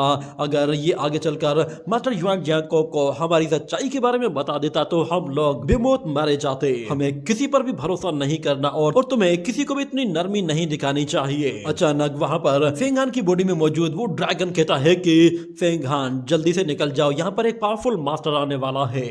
फेंग हान जैसे ही वहां से जाने वाला होता है तो वो ड्रैगन फिर से कहता है कि जरा एक मिनट रुको। फेंग हान की बॉडी से बाहर निकल आता है और देखते ही देखते वहां पे मौजूद जितनी भी डेड बॉडीज होती हैं और उनके पास पड़ी हुई जितनी भी स्पिरिट सूट्स होती हैं वो उन सब ट्रेजर्स को एक जगह इकट्ठा करना शुरू कर देता है। वो ड्रैगन जैसे ही पिंक प्रिंस की बॉडी के पास जाता है तो वो उन सोर्ट्स के साथ उस पिंक प्रिंस की बॉडी को भी हवा में ऊपर ले जाता है और उसे पूरी तरह से निगल लेता है, जिसकी वजह से पिंक प्रिंस की बॉडी में मौजूद जितने भी ट्रेजर्स और उसकी बॉडी का जो आर्मर था वो भी अब फेंग हान को मिल जाता है और फेंग हान उस ड्रैगन को वापस अपनी बॉडी के अंदर बुला लेता है और उसके साथ ही होंगी को लेकर वहां से उड़ते हुए निकल जाता है।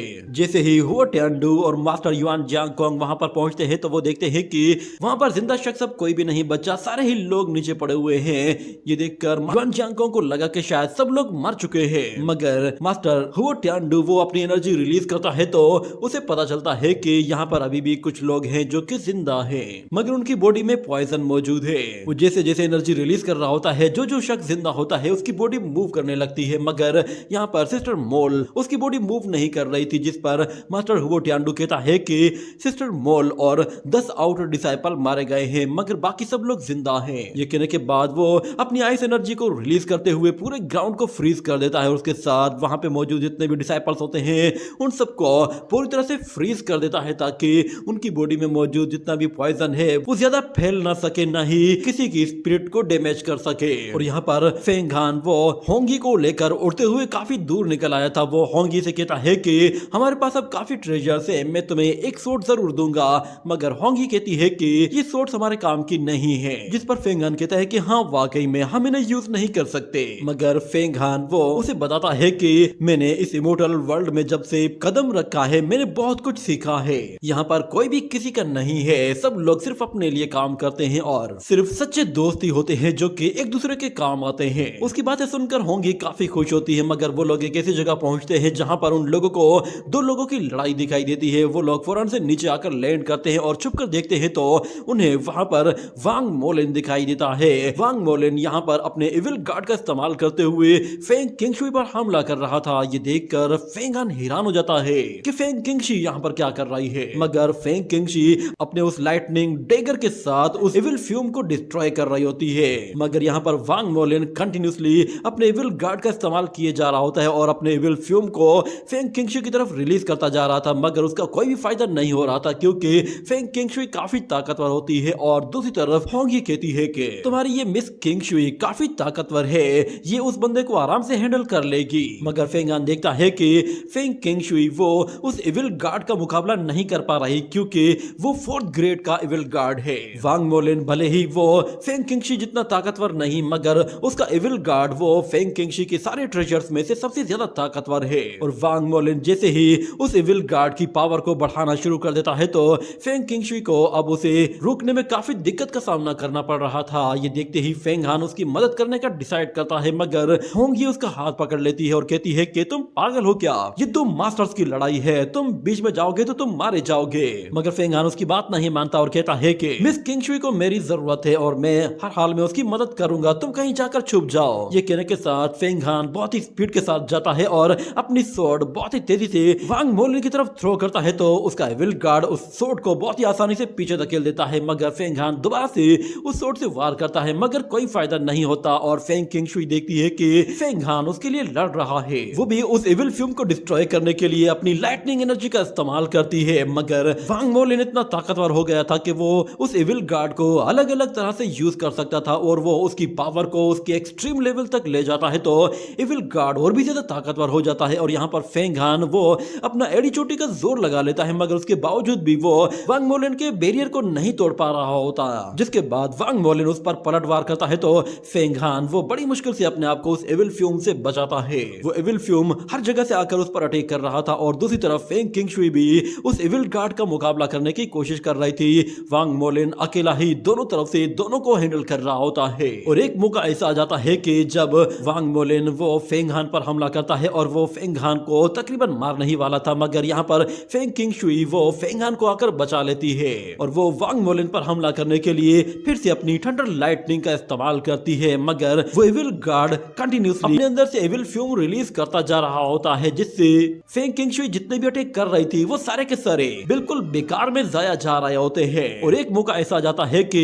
फेंग किंगशुई वो इविल फ्यूम अटैक को रोकने की कोशिश में काफी ज्यादा थक जाती है और उसकी एनर्जी कंज्यूम होने की वजह से वो इविल गार्ड को नहीं रोक पाती और बुरी तरह से हर्ट होकर नीचे गिर पड़ती है। ये देखते ही फेंग हान वो उसकी मदद करने के लिए आगे चला जाता है, मगर यहाँ पर होंगी वो उसकी मदद करने को पहुंच जाती है और उसे इविल फ्यूम से बचा लेती है और उसे फिर से मना करती है कि उसे इस लड़ाई में नहीं जाना चाहिए। मगर फेंग हान कहता है कि मेरे पास पिंक प्रिंस का वो सूट है, वो उस इविल फ्यूम से बचा लेगा। मगर अचानक यहाँ पर वांग मोलिन फिर से एक और पावरफुल अटैक कर देता है और उसके वो इविल फ्यूम्स दोबारा से फेंग किंगशुई की तरफ जाने लगते हैं, मगर फेंग हान उस इविल फ्यूम को अपने हाथों से ही रोकने की कोशिश करता है और फेंग किंगशुई देखती है कि फेंग हान वो उसे बचाने के लिए उस फ्यूम से लड़ रहा है। मगर देखते ही देखते वांग मोलिन अपने इविल फ्यूम की पावर को और भी ज्यादा बढ़ाता जा रहा होता है, जिससे फेंग हान बहुत बड़ी मुसीबत में फंसने वाला था और वो ड्रैगन यान भी कहता है कि ये इविल गार्ड बहुत ज्यादा ताकतवर है, मैं भी इसे होल्ड नहीं कर पाऊंगा।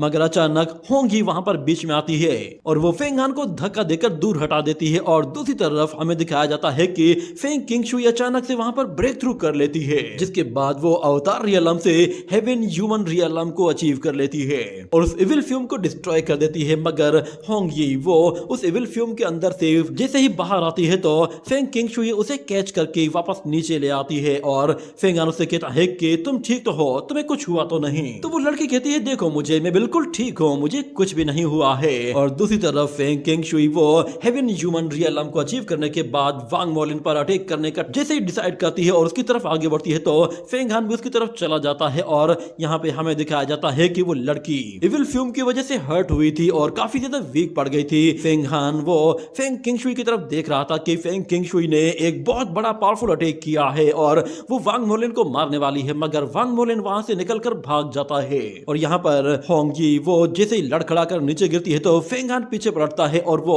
होंगी को इस हाल में देखकर काफी हैरान हो जाता है और भागता हुआ आकर उसे पकड़ लेता है, जिसके बाद उसे पता चल जाता है कि होंगी ने उसे झूठ कहा था, उस इविल फ्यूम ने उसे बुरी तरह से हर्ट कर दिया है। वो होंगी से कहता है आखिर तुमने ऐसा क्यों किया? तो होंगी कहती है कि क्योंकि मैं तुम्हारी प्रोटेक्टर हूँ और मैंने तुमसे कहा था कि मैं तुम्हें हर जगह प्रोटेक्ट करूंगी।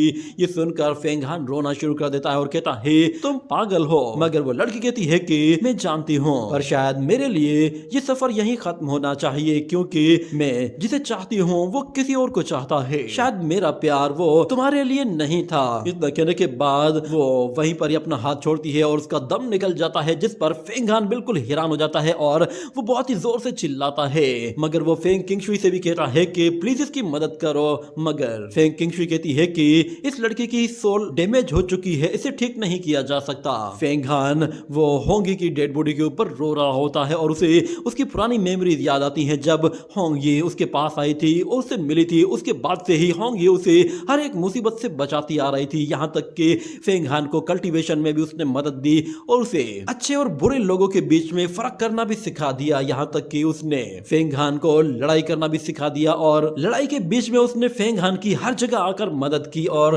उसे हर जगह प्रोटेक्ट करने की कोशिश की, यहाँ तक कि आखिरी लम्हे में भी जब फेंग हान पर पावरफुल अटैक हुआ तो उस वक्त भी होंगी ने ही उसे आकर बचा लिया, मगर इसमें उसे अपनी जान कुर्बान करनी पड़ गई। यहाँ पर फेंग किंगशुई वो फेंग हान के पास आती है और कहती है कि मैंने देखा है तुमने मेरे लिए फाइट की है, तुम्हारी वजह से आज मैं जिंदा हूँ, इसीलिए मैं तुम्हें आज गुलामी से आजाद कर रही हूँ। तुम आज से हमारे गुलाम नहीं हो, बल्कि तुम भी हमारी ही तरह फेंग क्लान के एक मेंबर हो। आज के बाद तुम या फिर तुम्हारे बाद आने वाली कोई भी नस्ल हमारी गुलाम नहीं होगी। जिस पर फेंग हान उससे थैंक्स कहता है और कहता है कि मैंने अपने आप को गुलामी से आजाद तो करवा लिया, मगर मैंने अपनी जिंदगी में मौजूद सबसे कीमती शख्स को खो दिया।